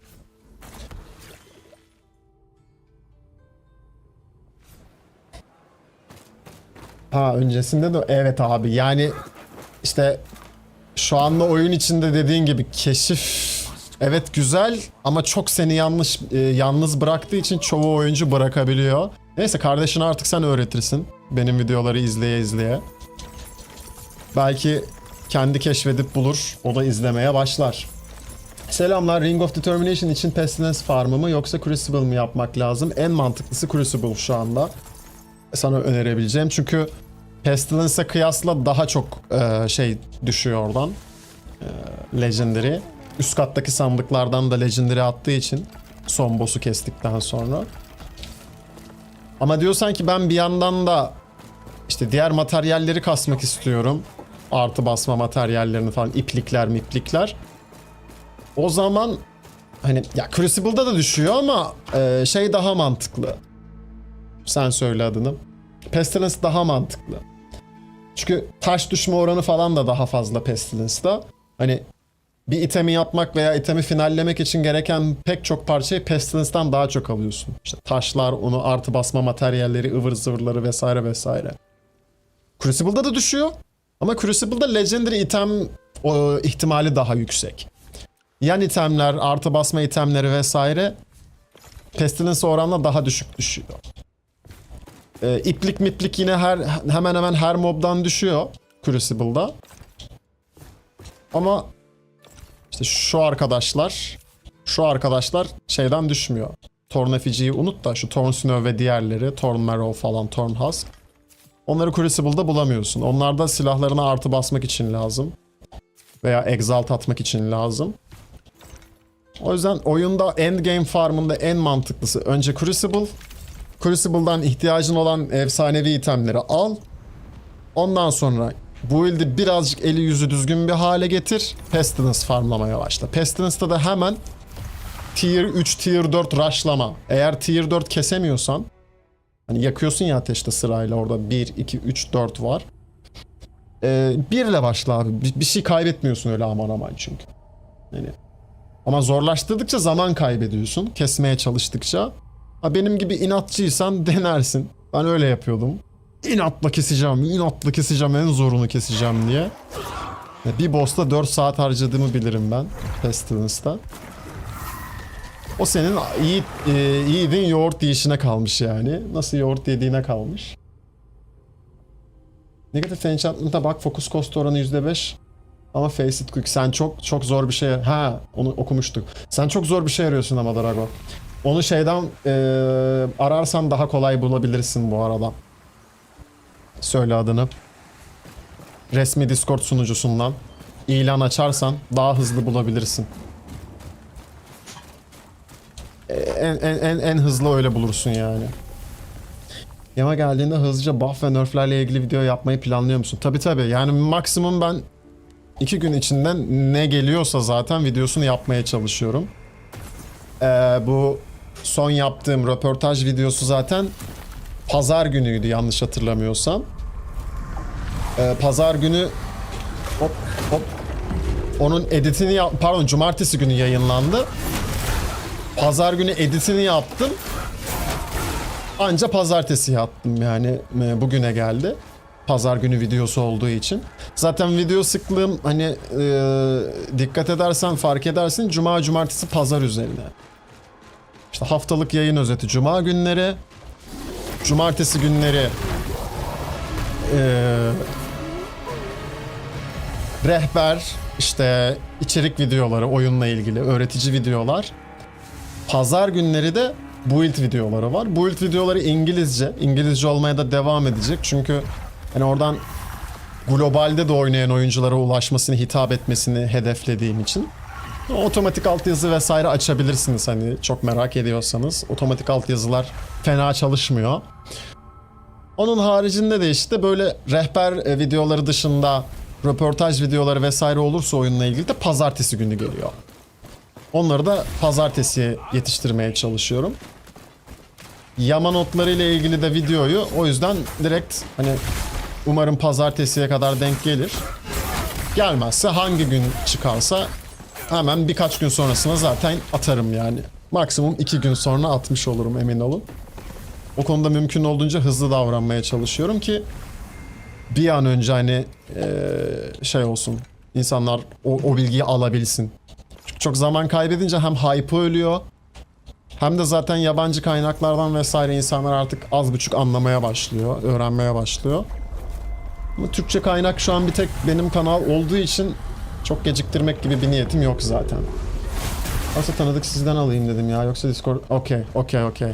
Yabancıya gitmesin dedim. Eyvallah. Eyvallah.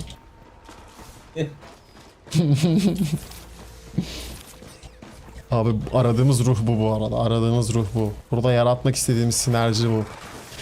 Türk'ün Türk'ten başka dostu yok.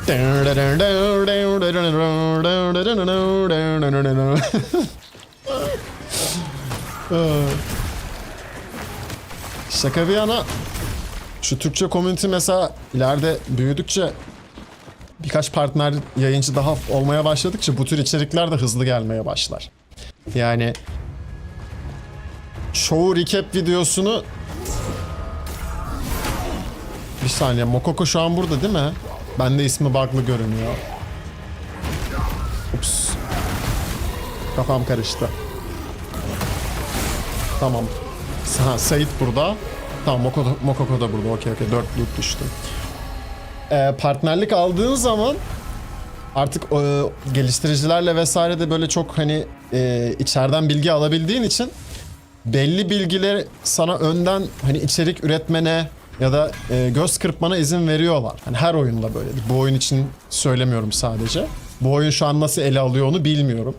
O yüzden net bir şey diyemem. Ama partner yayıncılar her zaman gelecek güncellemelerle ilgili önden bilgi bilip ambargosu olduğu için hani globalde izlediğiniz bütün yayıncılar böyle. Partner yayıncılar sırf hani bu oyun için demiyorum o yüzden. İşte Ark Raiders'tan tut efendim LoL'e kadar, League of Legends'a kadar diyeyim. Onlar hali hazırda videoyu çekmiş oluyor zaten. Gelen güncelleme online olduğu zaman direkt sunuyorlar. O zaman hani daha hızlı oluyor tabii ama şu anda hani Türklerden zaten çok büyük bir kitle olmadığı için oyuna çok büyük bir ilgi olmadığı için de Türk partner de yok hani içerik üreticilerinden. Yani tek tük isimlere bildiğim kadarıyla gidiyor belli teklifler ama tam olarak bir partnerlik teklifi bildiğim kadarıyla Vox'tan da aldığım bilgilere göre Vox bizim bu konudaki şeyimiz bir yandan da. Fatih Altaylı misali araştırmacı gazetecimiz. Şu anda hani resmi bir Türk içerik üreticisi de yok bu oyunun. İnşallah biz olacağız ilklerden biri. Hayırlısıyla. Onun için bir tarafımızı yırtmaktayız yani.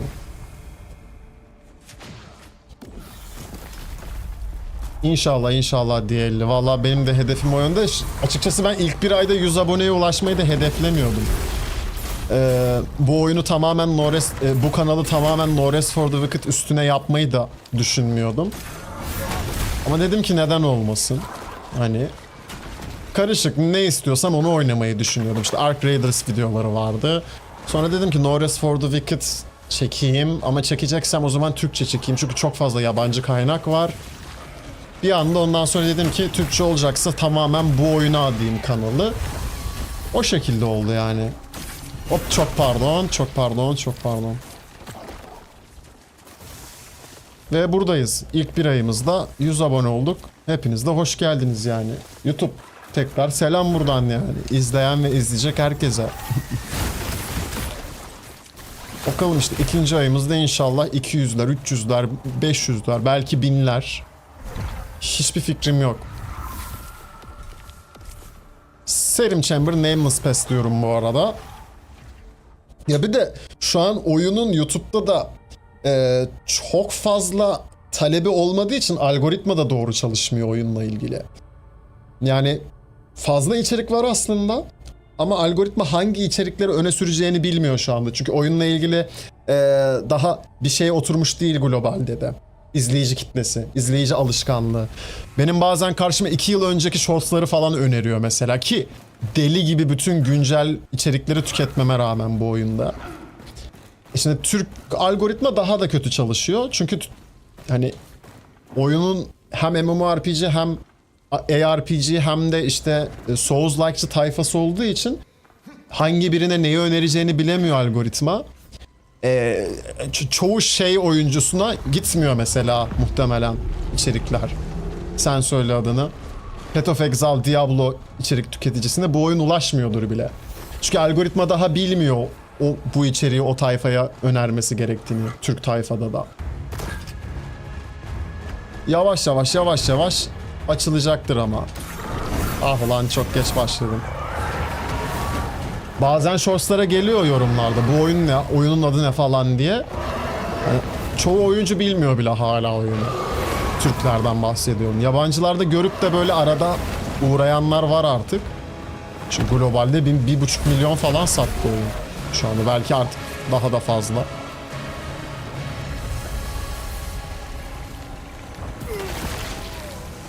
Allah. Biri boka bastı. Seyit boka basmış.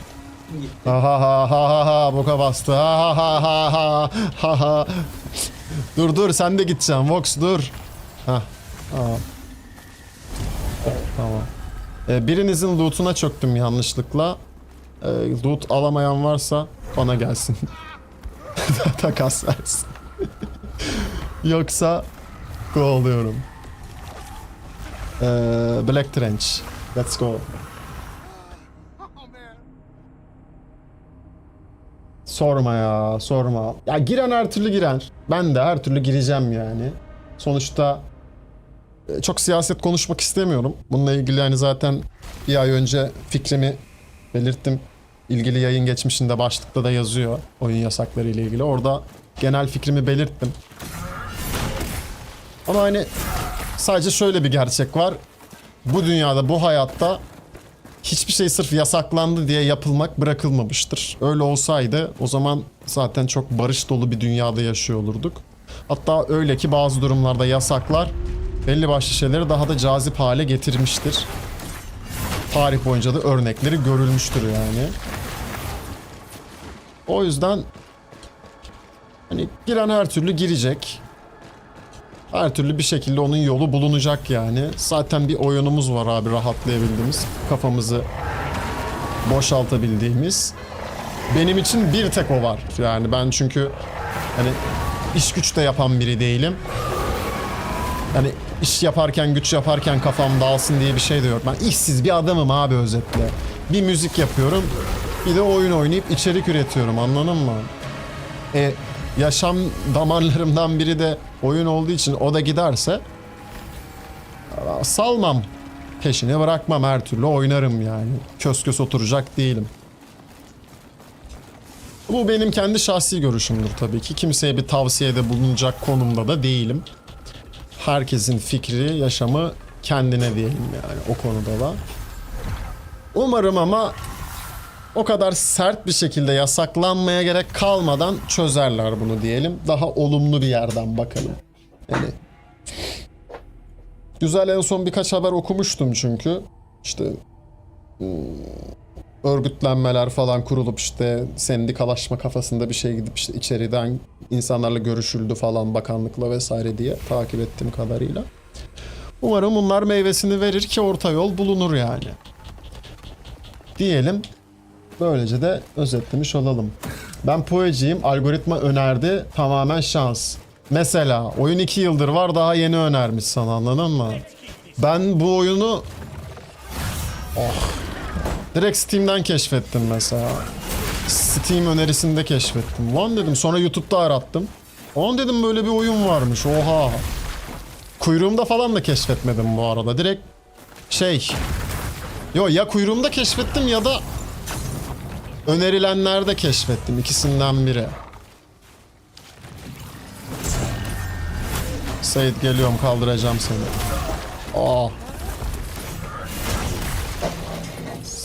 Sait'e bir el atalım. Hop, ben buna çöktüm. Şimdi bulutları alın, ben yakışı koyacağım. Pestilence'i açacağım. Ön F2 kalmadı bende. Bende var. O ben değil. Zaten bu turdan sonra Crucible'a geçeceğiz. Birazcık da Crucible. Allah, aşağı düştük ya. Aşağı düştük ya. Fokuslu yemeğiniz varsa üzerinizde atar mısınız? Tamam, tabii ki. Bir sürü var. Gırla. Hemen. Şurayı yakayım, geliyorum. Çıp. Bu arada oyunun da 2 yıl boyunca yaptığı en mantıklı pazarlama taktiği bu geçtiğimiz Şubat ayında yaptığı bedava hafta sonu oldu. Bedava hafta sonundan sonra da hatta bedava hafta sonunda da vardı galiba indirim. %40 indirim koydular.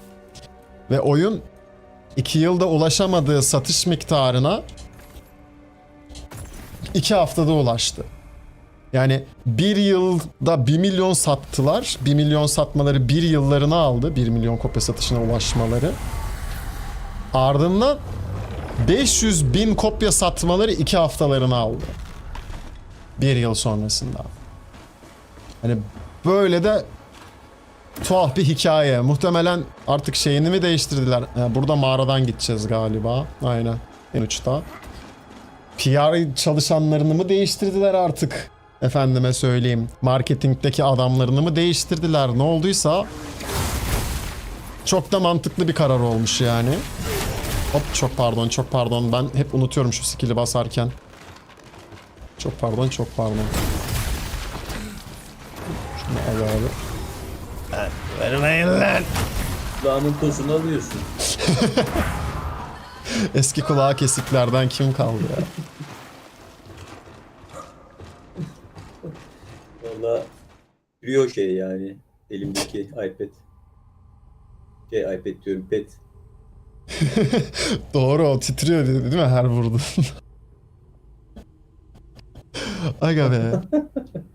Aga be.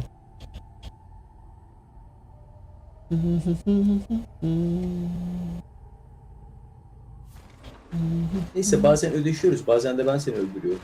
Evet. Ödeşiyoruz ya. Boss fight'larda ödeşiyoruz.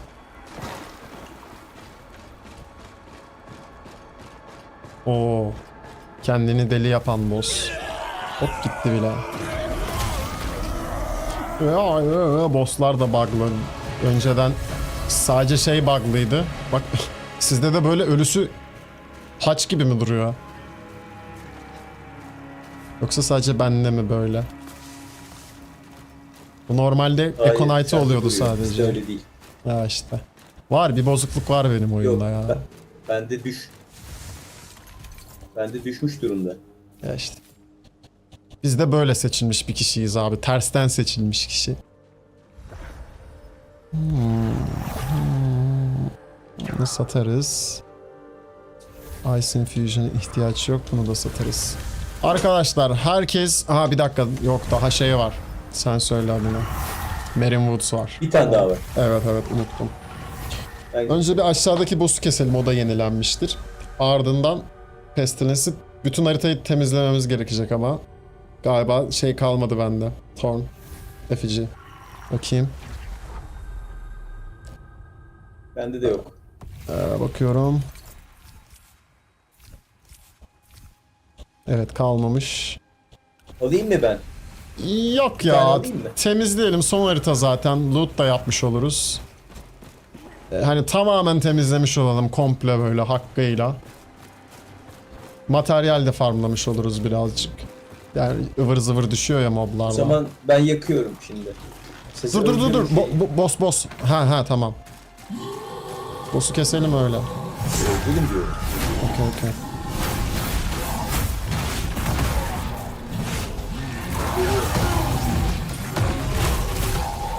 Tamam. Buradan şunu aldım ben.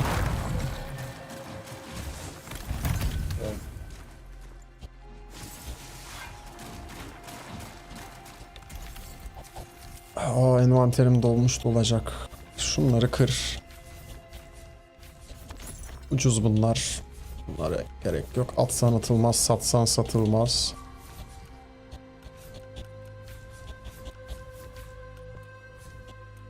Var mı başka ucuz? Yakıyorum. Yapıştır. Tamam. Lütfen bu oyun Ashes of Creation gibi bir hüsran yaratmasın ya. 100 dolara verdik, tadını çıkardık ama beklentilerimiz hüsranla sonuçtu. Sanmıyorum ya. Bu oyun öyle bir beklentiyi... Yani şey olmasa o beklentiye sokmazlar. Ne yaptıklarını ve getirecekleri şeylerin de nasıl bir sonuç vereceğini bilmeseler böyle bir hype yaratmazlar. Çünkü oyun 2 yıldır var ama oyun 10 yıldır geliştiriliyor. Yani 12 yıldır geliştiriliyor diyeyim. Bundan önce de Ori 1 ve 2'yi yapmışlar. Ben oynamadım hiçbirini ama. Şimdi adamlar tecrübeli. Ve hani beklentiye nasıl yaratılmaları lazım ve nasıl o beklentiyi kontrol etmeleri lazım biliyorlar. Bundan mütevellit çok öyle bir amatörlük yapacaklarını sanmıyorum. Dedikleri her şeyde dikkat ederek demeye çalışıyorlar zaten oyunda. Her röportajda vesaire. O yüzden bir hüsrana uğratacağını sanmıyorum.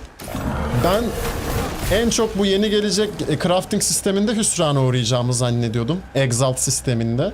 Çok RNG olacak diye. O bile beklediğimden iyi sonuçlandı. Çünkü Exalt'a gelene kadar item yapmayı çok kolaylaştırdılar. Yani adamlar Exalt'ı evet zorlaştırdık dediler. Yani açık demediler ama bu sistemle onu demiş oldular. Evet Exalt atmak zor. İstediğin Exalt'ı getirmek vesaire şans eseri. Ama Exalt'a kadar zaten itemini yapmak çok kolay. Yani oradan sana avantaj veriyoruz diyorlar. Bu kabul edilebilir bir şey mesela. Ama 1.0'da çalışacak mı göreceğiz. Hani 1.0'da biraz yorucu olacak bence bu Exalt Sayıta birisi sistemi. yardım etsin. Seyit'e gidiyorum ben, koşuyorum hemen. Nerede? Burada. Bir dakika nasıl ya? Seyit ışınlandı galiba, buglandı. Ya da içeride mi kaldı? Seyit duvarın içinde mi kaldı? Yukarıda Yok. kaldı. Tamam ışınlanmış. Yukarıda kaldı galiba. Geç geliyor bize. Pat. Şuradan aşağıdaki hepsini temizledik mi? Temizledik. O zaman arka taraf kaldı. Yo burayı temizlememişiz. Arkaya doğru yola çıkıyorum. MMO işine kesinlikle girmemeliler bence. Şu anda katılıyorum. Öncelikleri kesinlikle oyunu çok iyi ve doygun bir ARPG haline getirmek olmalı. Ve diğer oyun modlarını da işte Crucible modunun roguelike, işte Hades'le kapışacak seviyeye getirmeleri. İşte efendime söyleyeyim Horde modu gelecek. Onun Vampire Survivor'la kapışabilecek hale getirmeleri öncelikleri olmalı. 5 ila 10 yıl arasında hani çok pardon Mokoko düşünmeleri lazım. Onun dışında yapmamaları lazım. Fokuslu mama please. Balık bitti bende. Aa çok pardon, ben unuttum onu. Unuttum. Boss odasında bana ticaret at direkt.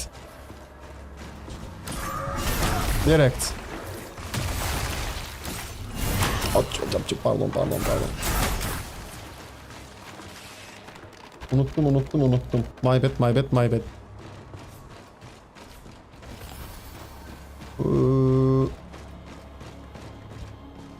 Burası neresiydi? Heh tamam, burasıydı, doğru hatırlıyorum. Dışarıda mob var mıydı yok muydu hatırlamıyorum ama yokmuş.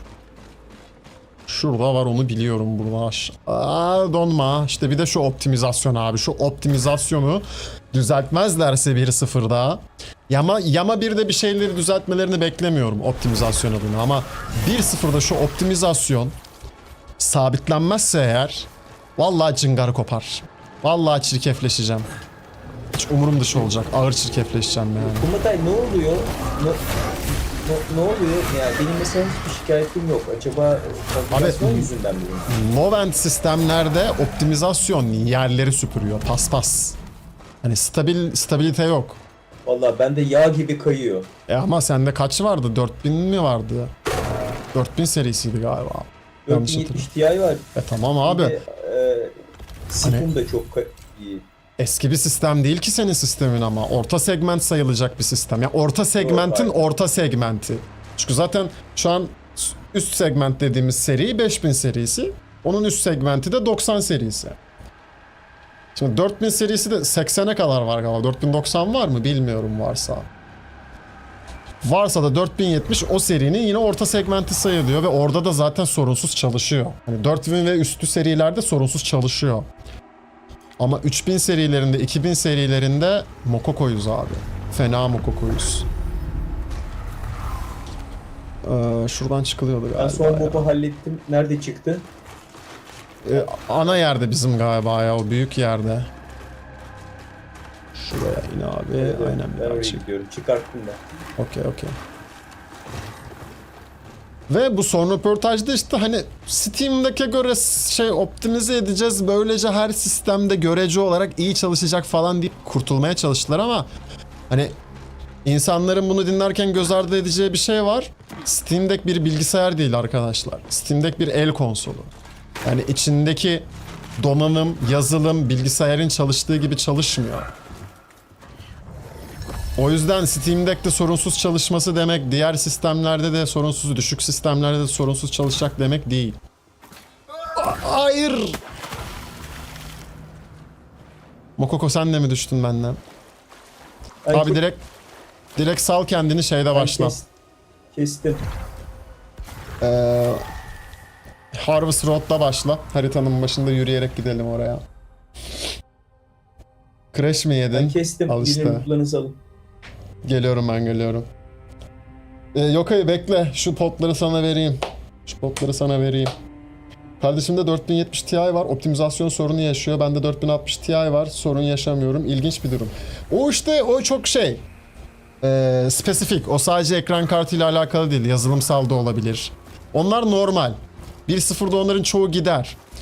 Ama performans problemi, genel performans problemi ekran kartlarıyla alakalı düşük sistemlerde şu anda var. Lu bir şey söyleyebilir miyim? Tabii ki. Benim bir arkadaşım var ya hani sana da önerdi, yani sana da söyledim, senle şey yaptım, Tulu. O benim bilgisayarımda ayarlarımı, grafik ayarlarımı ve her şeyi son derece profesyonel şekilde ayarladı. Benim şu anda hiçbir sorunum kalmadı abi görsel olarak ve ben şu anda neyle oynuyorum biliyor musun bu oyunu? 2K benim ekranım ama ben 4K oynuyorum. Oh maşallah Yani, maşallah. Bir de üstlük evet ve ona rağmen hiçbir problem yok. Yani Tulu bana çok güzel ayarladı bunu. Abi ben 1080p'de 30 FPS alsam razıyım zaten, alamıyorum. Yani denedim. Sen söyle adını.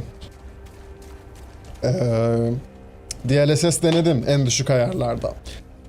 Efendime söyleyeyim bu pot.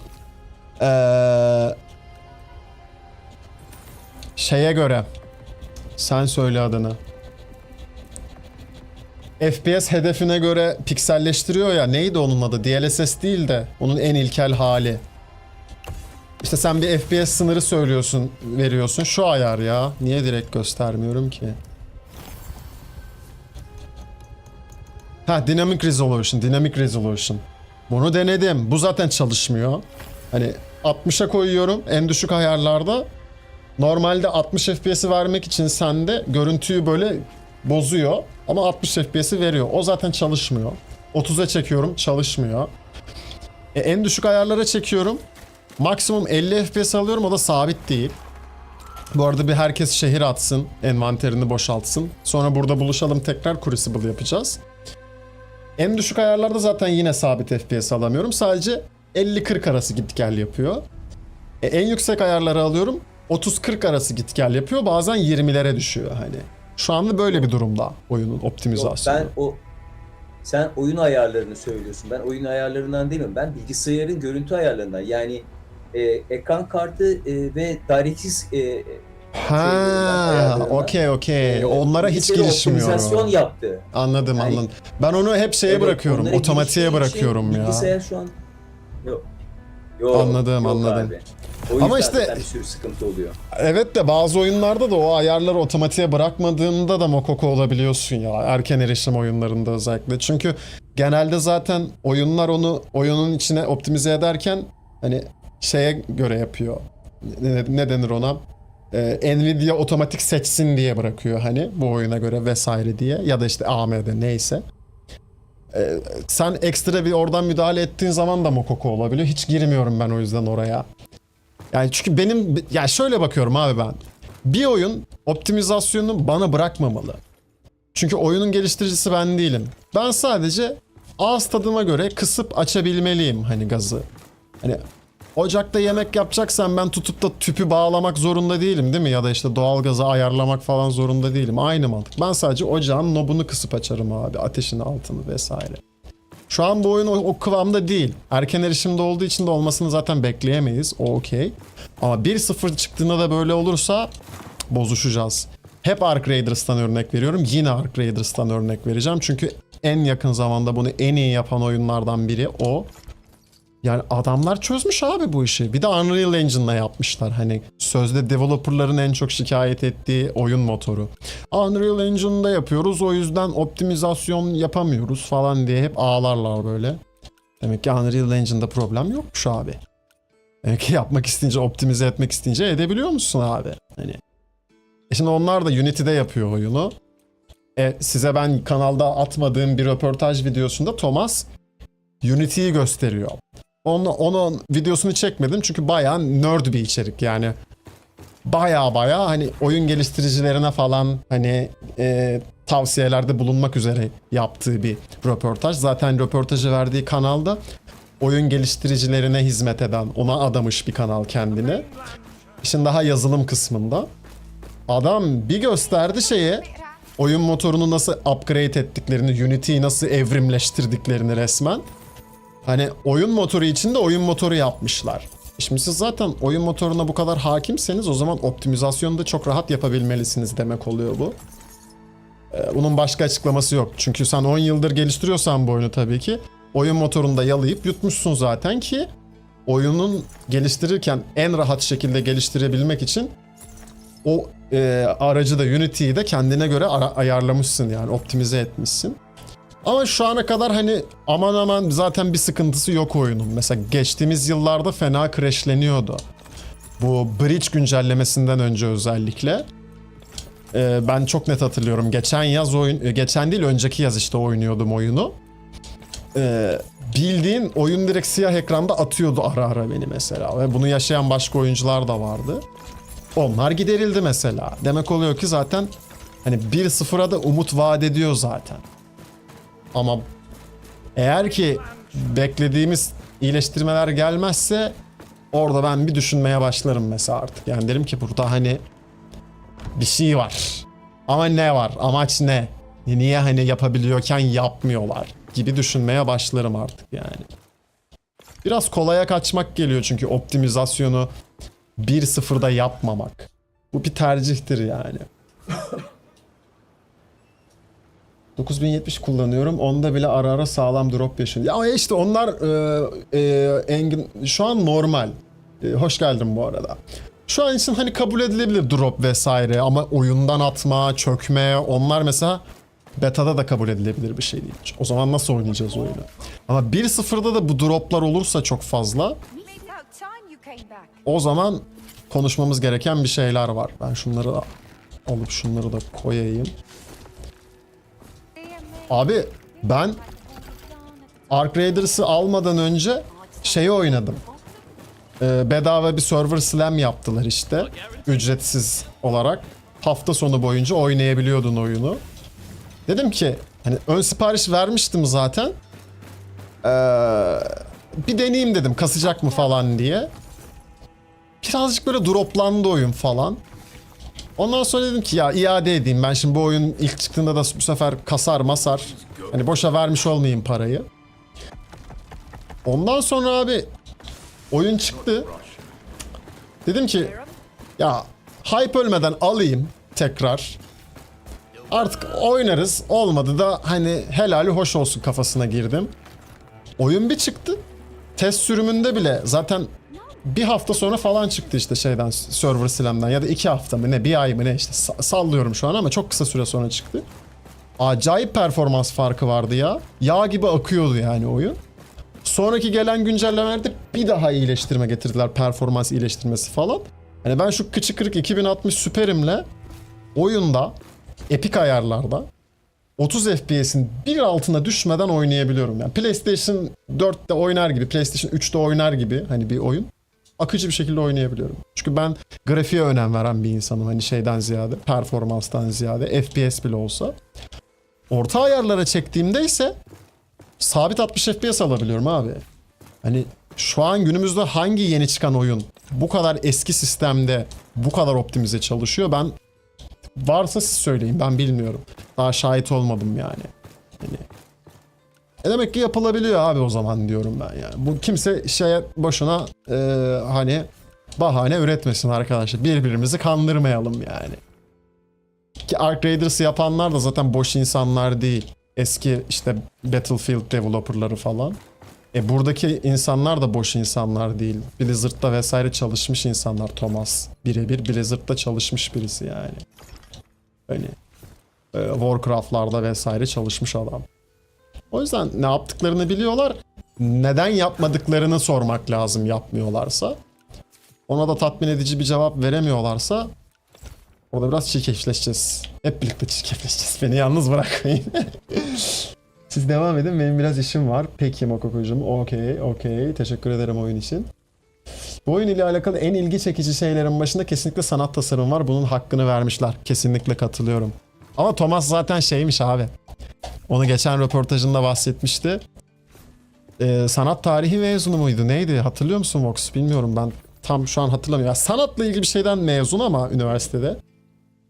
Evet. Güzel sanatlar mıydı? Sanat tarihi miydi? Emin değilim. 1650 Ti emektarla ben. Aga be Yokay gel sarılalım ulan. 2060'da kardeş sayılır 1650 Ti ile. Arga peş peşe çıktılar. Ulan yayındaymışsın aradım özür be. Yok be canın sağ olsun babuşum. Ben seni aradım yayından hemen önce konuşuruz diye. Yemek yiyordum açamadım aradığımda. Sen o zaman da sen müsait değildin. Yayına girmek zorunda kaldım. Özür olur mu ya? Estağfurullah babuşum. Hoş geldin. Hoş geldin Yılmaz'ım. Okey. Şimdi together. Arkadaşlar gelmek isteyen varsa şimdi de Pestilence döndük. Crucible döneceğiz. Legendary farmlaması gereken, sarı item farmlaması gereken ya da işte XP kasmak isteyen vesaire varsa gelebilir. YouTube, Kick fark etmeksizin. Chat'e eğer ki Steam arkadaşlık kodunuzu bırakırsanız ben ekleyeceğim sizi. Bir kişilik yerimiz var şu anda. Direkt Crucible'a ışınlanıyorum o zaman ben. Tabii ki atla gel abi ne demek? Ne demek atla gel. Yapıştır, yapıştır. Benim Crucible'dan hiçbir şeye ihtiyacım yok. Direkt alabilirsiniz ne varsa. Burrowing inside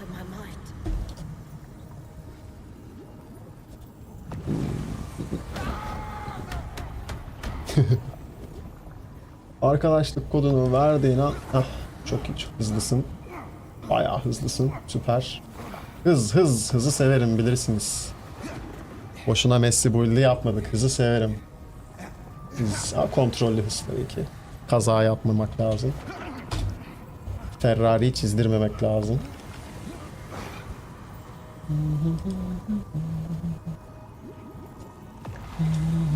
Dragon, sana da hatırlatayım, herkese söylüyorum.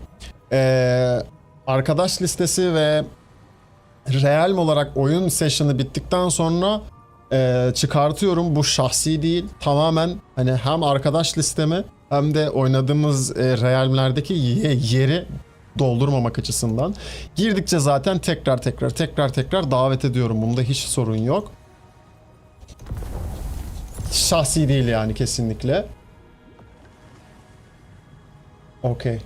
Boss'u farmlıyoruz değil mi? Sandıklara gitmek yok. Birkaç tur boss farmlayacağız. Ondan sonra işte kaç kişiyiz? 4 kişiyiz. 4 kere boss'u farmlayacağız. Ondan sonra sandıklar, sonra baştan. Çok şey yapmak istemiyorum. Sonuçta o bir hani backdoor da olsa bana göre bir glitch şu anda açık. Çok da oyun açığını kullanmak istemiyorum. Rica ederim Diyeli, iyi geceler. Ben teşekkür ederim geldiğin için. Tekrar beklerim. Her zaman, her zaman. Teşekkür ederim. İyi geceler.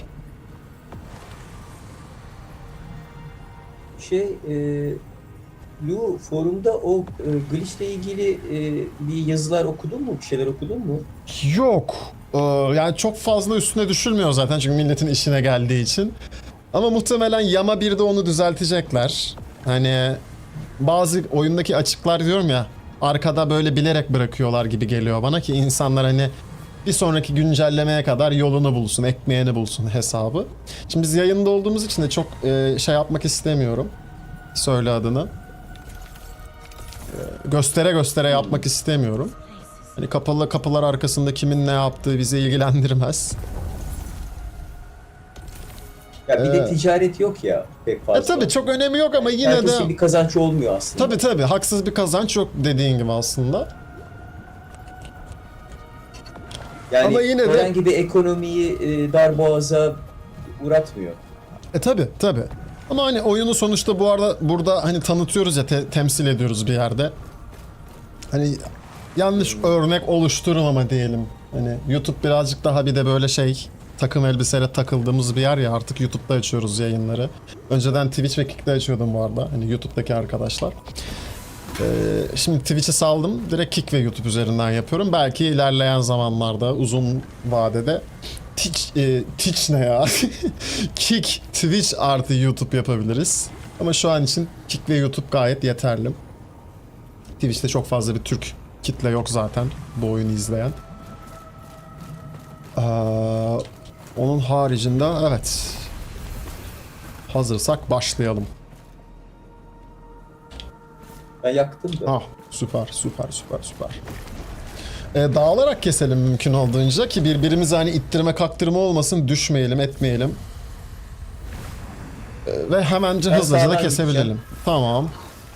Sağlı sollu dağılalım o zaman.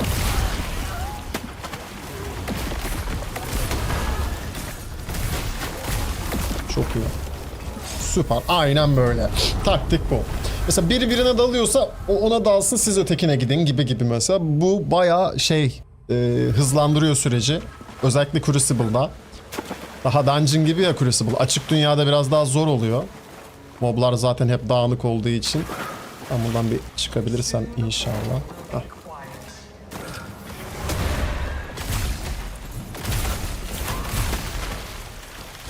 Nice. Yanlış buton. Yanlış buton.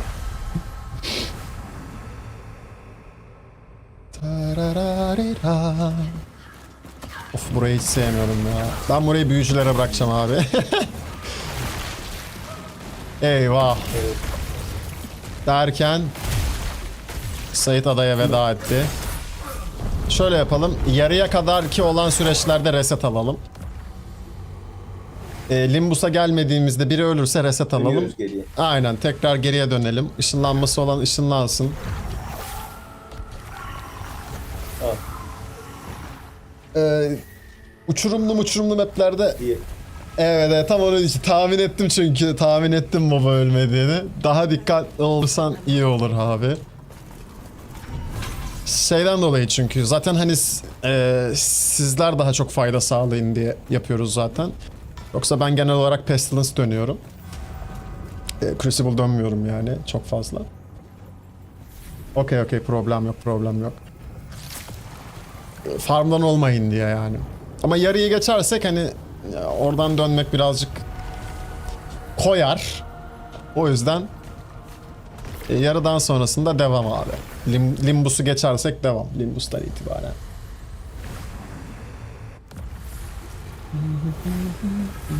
Abi return'u kullanın bu arada. Hani feragat edebiliyorsanız mesela atıyorum Illuminate kullanıyorsundur. Illuminate yerine git return kullan. O Illuminate'den feragat et. Return acayip iyi bir ürün. Acayip iyi bir ürün. Ki ben nerfleneceğini düşünüyorum. Hani bu yamada nerflenmez ama 1-0'da Return'un nerfleneceğini düşünüyorum. Hani birazcık o şeyi hissini öldürüyor çünkü. Ben direkt en aşağı iniyorum bu arada. Şöyle atlayabilirsek doğru bir şekilde. Sait yine adaya veda etti. Hadi ya. Tamam, devam edin, kolu geldi. Okey. Bu tur devam edelim. Sol taraf mı kaldı? Galiba sol taraf kaldı aşağıda. Evet.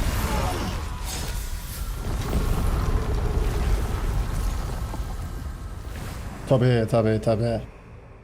Zaten eskiden build'ini test etmek için Crucible'ı işte şeysiz oynardın. Sen söyle adını. Ekosuz oynardın.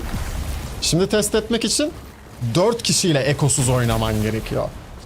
4 kişilik Crucible'da da build'in çalışıyorsa hem hayatta kalma açısından hem hasar vurma açısından o build olmuştur demek oluyor. Ha, solo bir oyuncu değilsen çok da bir önemi yok. Aman bir fark yaratmıyor yani. Eyvah. Gidiyorduk ha. Fena gidiyorduk. Şuna bir vurup can almam lazım. Teşekkürler. Ben şeyi merak ediyorum abi. Oyun tam sürüme çıktığı zaman bu zırh işini nasıl çözecekler? Yani class sisteme gelecek, sınıf sistemi. Şimdi şeyi söylemiyorlar hala. Bu işte light, normal, heavy sistemi. Sınıf sistemine mi bağlanacak? Yoksa ayrı bir sistem mi olacak? Bilmiyoruz hala. Sınıf sistemine bağlanırsa bayağı kısıtlayıcı olacak bir yerde baktığımız zaman. Sınıf sistemine bağlanmazsa bu sefer de insanlar suistimal edebilecek. Ne olacak? Mesela Ah, ben de gittim. Tamam. aga be. Atıyorum ya. adam suikastçı oynayacak. Gidecek full heavy set dizebilecek. Bu da birazcık oyunun lore'una aykırı yani. Hani merak ediyorum o yüzden nasıl çözecekler 1-0'da o işi. Bakalım. Full ofansif Aşağıda falan. bana vurdun çünkü. Ben mi? Ben direkt şey yaptım ya, Evet. dikine vurdum. Yapma ya. Aa, my bad. Vallahi beni de aşağıya attı. Neyse. Ben o ittirmiyor diye düşünüyordum. O yüzden attım. Hani dikine vuruyor ya, mantıken ittirmemesi lazım dedim. İttiriyormuş. Pardon özür dilerim o Ben de zaman. kabahat. Oraya seninle beraber atlamayacaktım. Olsun. Yani şey yapmasam, saldırmasam düşmeyecektin abi sen de. Benim hatam. 60 level geldiğinde bu arada dinliyorum. Sendeyim. Bazı haritalar zor abi. Evet. Ama Ama zor. iyi. Bence böyle olmalı.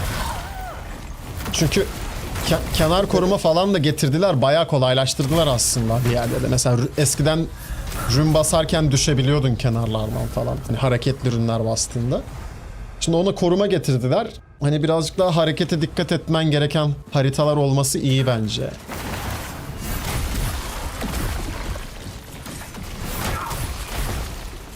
Sen hayırdır kucak mı istiyorsun? Al sana kucak.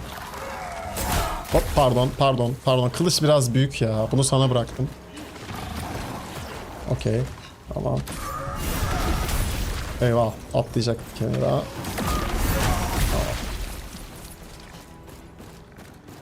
Muhtemelen 1-0'da hani şey falan da gelebilir Crucible'a. Path of Exile 1'de şeyler vardı. Böyle dungeonların içinde puzzle'lar vardı. İşte o şuradan şuraya basıp dikenleri falan açıp kapatıyordum falan. O tarz şeyler gelebilir mesela 1-0'da Crucible'a.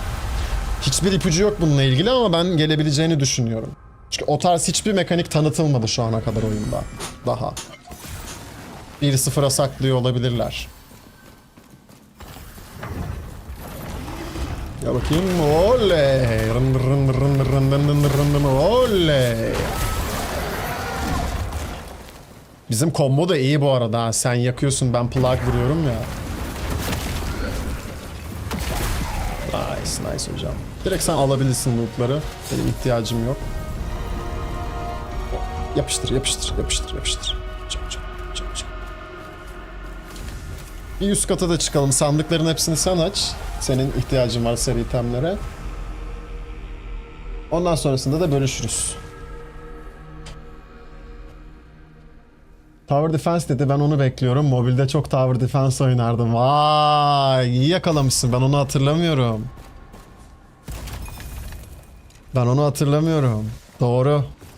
Doğru.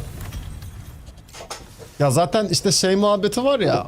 Wicked'ı platform olarak yapıyoruz. Yani istediğimiz her oyunu Wicked'ın içinde oynanabilecek şekilde oyuna getirmeyi düşünüyoruz uzun vadede diyorlar. İşte Vampire Survivor, Roguelike vesaire. O yüzden mantıklı Tower Defense'de gelmesi. Ya ben şeyi istiyorum, onu konuşuyorduk biz geçtiğimiz zamanlarda. Sen söyle adını. Ana şehre saldırı olsun, Sacrament'e. Ve Tower Defense modu gibi olsun. Kaybedersek Sacrament'taki şeyler, sen söyle adını. Eskisin. Tier'ları düşsün, seviyeleri düşsün. Işınlanmayın hemen, Sait gelmedi yanımızda. O zaman son mobu da kesmeyelim. Bekliyorum ben.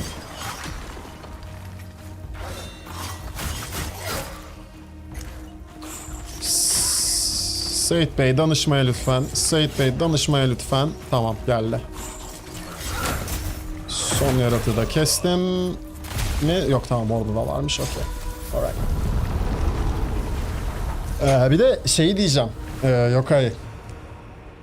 Sait mi diyeyim, Yokai mi diyeyim bilmiyorum artık ama ben Yokai diyeyim. En rahatı. Bu build'inde defansif ögeleri kullanmaya başla şimdiden.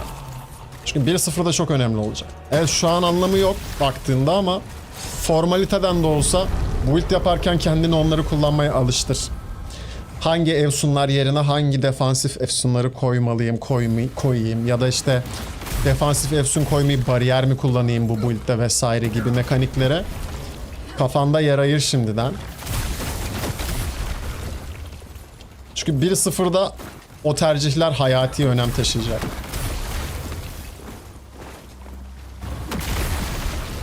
Hangi evsundan feragat edip hangi evsunu kullandığın vesaire çok önemli olacak 1-0'da. Ne güzel uçtu öyle.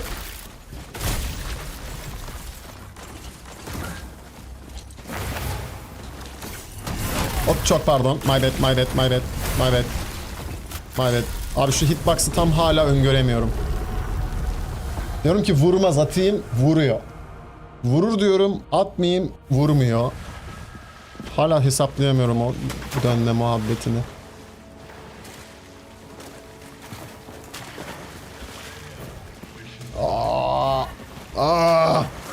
Buradan çıkmak hala biraz zorluyor beni. Agalar, sizi şöyle bir yok edelim. Sait gitti. Sait'e O7.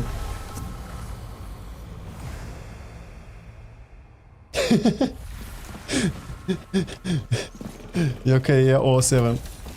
Ben bir üstündekileri satacağım. Hemen ışınlanmayalım. Bir de dükkana bakayım. Var mı güzel bir şeyler? Ciciler. Olmaz olur mu usta? Oo, yapıştır yapıştır. Bir sürü de ürün var. Yapıştır yapıştır yapıştır. Bu değil. Bunları ver. Bunu ver. Bunu ver.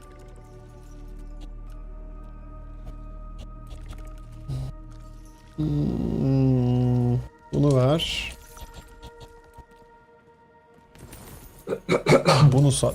Bunu sat. Bunu sat. Kalsa mı acaba bu? Sat. Okey. Sanırım hazırız. Okey.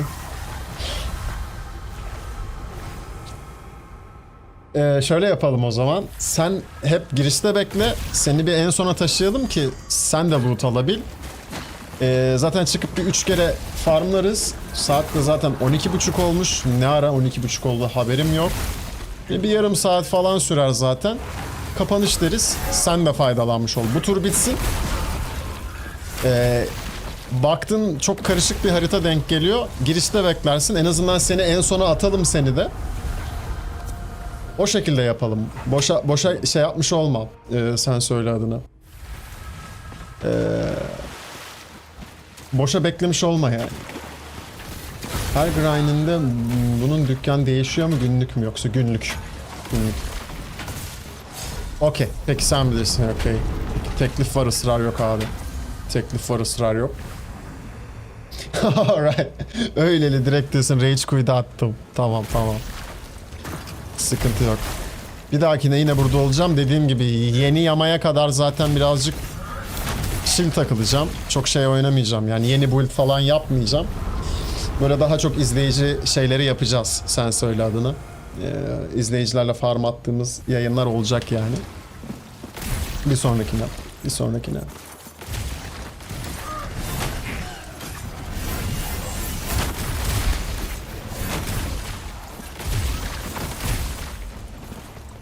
Alrighty. O zaman bu arkadaşı bir 3-4 kere keselim. Ondan sonra off verelim bugün ya. Bugün böyle kısa ve öz yayın olsun. Çok da geçe kalıp uyku düzenini mahvetmek istemiyorum. Bu arkadaşı biraz farmlayalım. Zaten kolay olacak.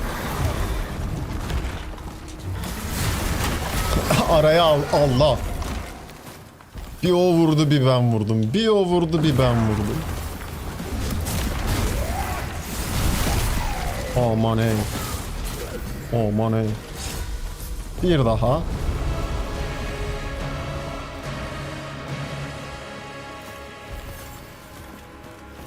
Okey, bunu da ben alıyorum o zaman. Öyle yapalım. Oo. Facet'i ne? Durability mi? Dırt.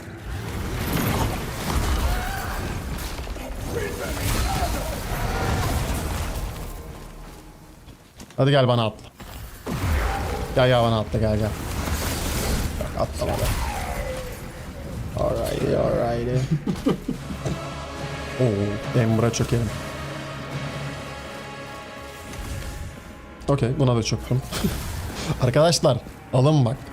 Almazsanız çökerim bak. Çökerim, sizin için yapıyoruz bu koşuları. Bırakmayın. Nimettir.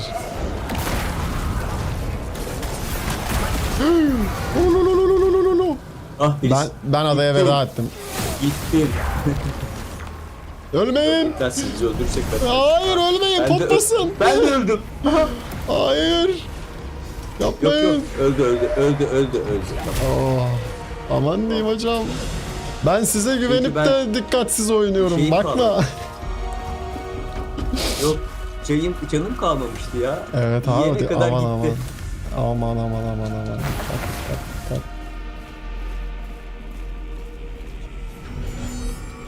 Hemen Fulleyelim. Benim de bahanem hazır ama nasıl hazır? Sağlam bahane. Allah. Şöyle bir tane vurayım sana. Hop hop hop, hop. Pardon. Tamam. İtem lazım değil zaten Legendary'den. Ben zamanında güzel farmladım burayı. Okey o zaman. Okey. Bir dahaki Pestilence'a yine o zaman diyoruz. Yok ayıcım. Ben tüm damage'i Vox'tan yiyorum, bana vuruyor. Abi çapraz vuracaksınız. Yan yana değil. Yani üçlü çapraz vuracağız ki birbirimizden etkilenmeyelim. Arka arkaya vurunca, aynı açıdan vurunca yiyorsun ya maalesef.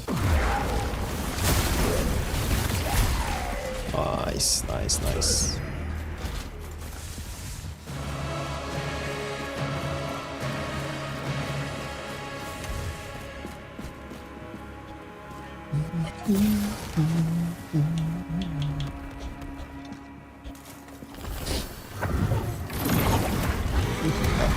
Sayın bezmenler.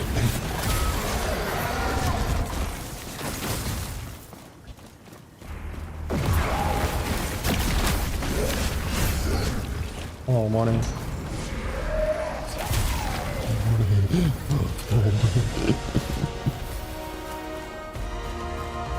Okey. Bir kere daha dönelim, sonra üst kata Yalnız çıkalım. iyi Ember düşürüyor. Düşüyor. İyi Ember düşürüyor ama.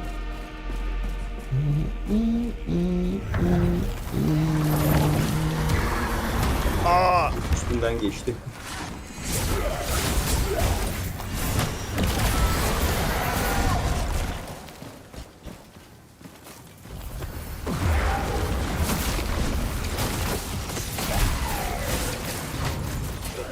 Oo, güzel. Hadi bir daha dönelim abi. Bir daha dönelim ya. Ondan sonra kovalayalım üst kata. Al- Bir tane daha. Alışkanlık yapıyor değil mi? Evet. Çok da bağlanmak istemiyorum. Ama sarıyor. Sigara içer. Sigara içer gibi. Vallahi çat.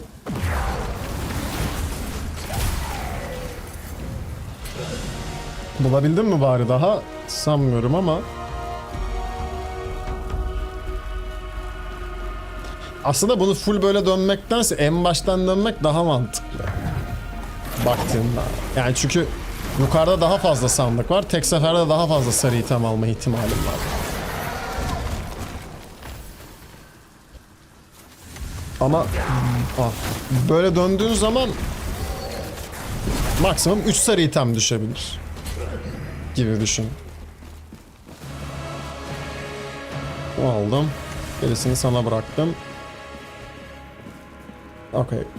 Okey bunu da aldım. Okey. Hadi bir tur daha son ya. Hadi. bir tur daha son. Bu son.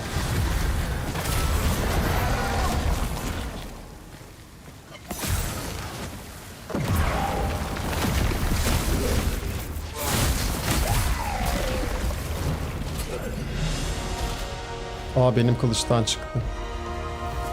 Dur bakayım face'te ne? Damage increase, attack speed reduce. Attack speed lazım bize be kanka ya. Lazım be. Lazım ya. Işınlanıyor muyuz bir üstte? Yes sir.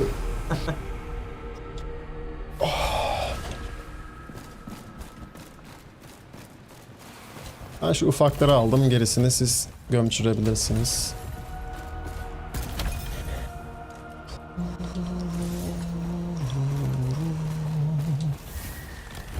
Okey. O zaman Vox'cum çok teşekkür ediyorum. Yine yalnız bırakmadın beni bu yayın. Ben teşekkür ederim. Ee, Ya bana biraz Ember Radiant evet versene. Radiant. Evet iyi hatırlattın onu. Chat'te hemen onu da yayın başında ve öncesinde aklıma geldikçe yayın ortasında da soruyorum. Yine sorayım. Chat'te herhangi bir şeye ihtiyacı olan var mı? Ember olur, taş olur, item olur. Herhangi bir şeye ihtiyacı olan varsa şu an yazsın ya da bir sonraki yayına kadar sussun.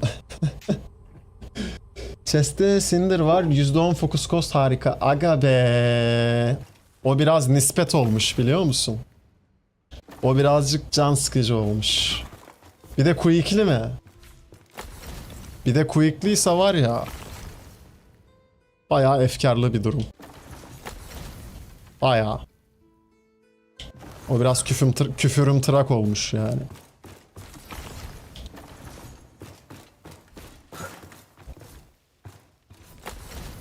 Bunu da buraya koydum. Gel bunları buraya koy. Bunu buraya koy. Ürünleri de boşalt. Bak. Bak. Bak. Bak.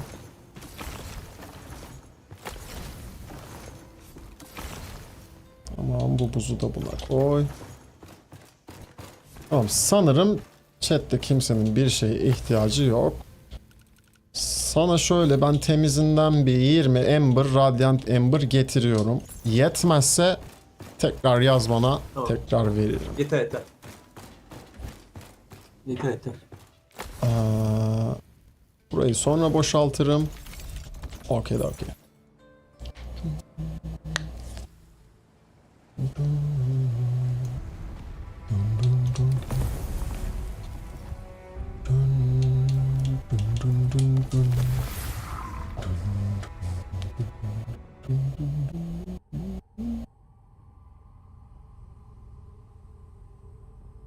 Şeyden başka bir şeye ihtiyacın var mı bu arada senin Dragon?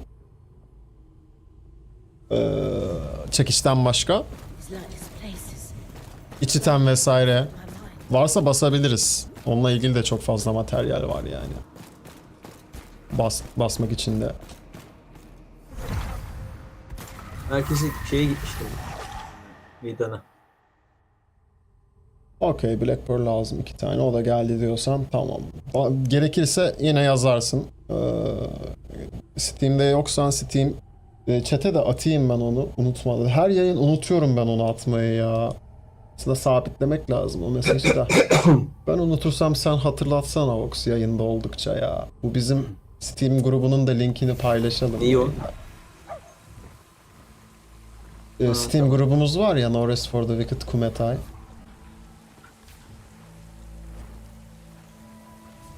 Hemen böyle chat'e bırakıyorum linkini.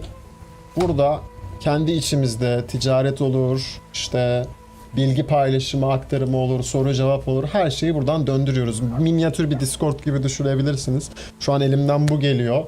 Bir Discord yönetecek kadar vaktim olmadığı için. YouTube'daki arkadaşlarım, siz de davetlisiniz. Bu yayını sonradan izleyecek olan arkadaşlarım için de söylüyorum. Şu an izleyenler için de. Silah harici her şey var. Okey, tamam o zaman. Tabii ki. Tabii ki ne demek, o yüzden yapıyoruz Dragon. Hiç sorun değil. Geldikçe yapıyoruz bunları yani. Özellikle şu an daha sık yapıyoruz. Ay, yanlış tuş. Çünkü şu anda yamayı bekliyorum ben. Yani kendi karakterimi kasmadığım için zaten. Yamaya kadar boş takılmaktansa en azından topluluğa faydası olsun. Tamamdır o zaman. Vox'cum ben iznini istiyorum o zaman. Tekrar çok teşekkür ediyorum. Çok teşekkür ederim. İyi geceler diliyorum. Öpüyorum kocaman. Herkese iyi geceler bende. Sağ ol. Chat'im. Dragon'cum sana da çok teşekkür ediyorum. Yokay'cım hala buradaysan sana da çok teşekkür ediyorum oyunlar için. Gelen Mokoko keza sana da öyle. Chat'te bulunan, izleyen, yorum yapan, izleyecek olan bütün arkadaşlarıma çok teşekkür ediyorum. Hemen hemen her gün buradayız. Bir sonraki yayında yine görüşmek üzere diyorum. Evet, kaçıyorum. Bugün böyle kısa ve öz bir yayın oldu abi. Birazcık daha böyle dinlenip daha uzun yayınlar yapacağız birkaç gün sonra. Kendinize iyi bakın diyorum o zaman.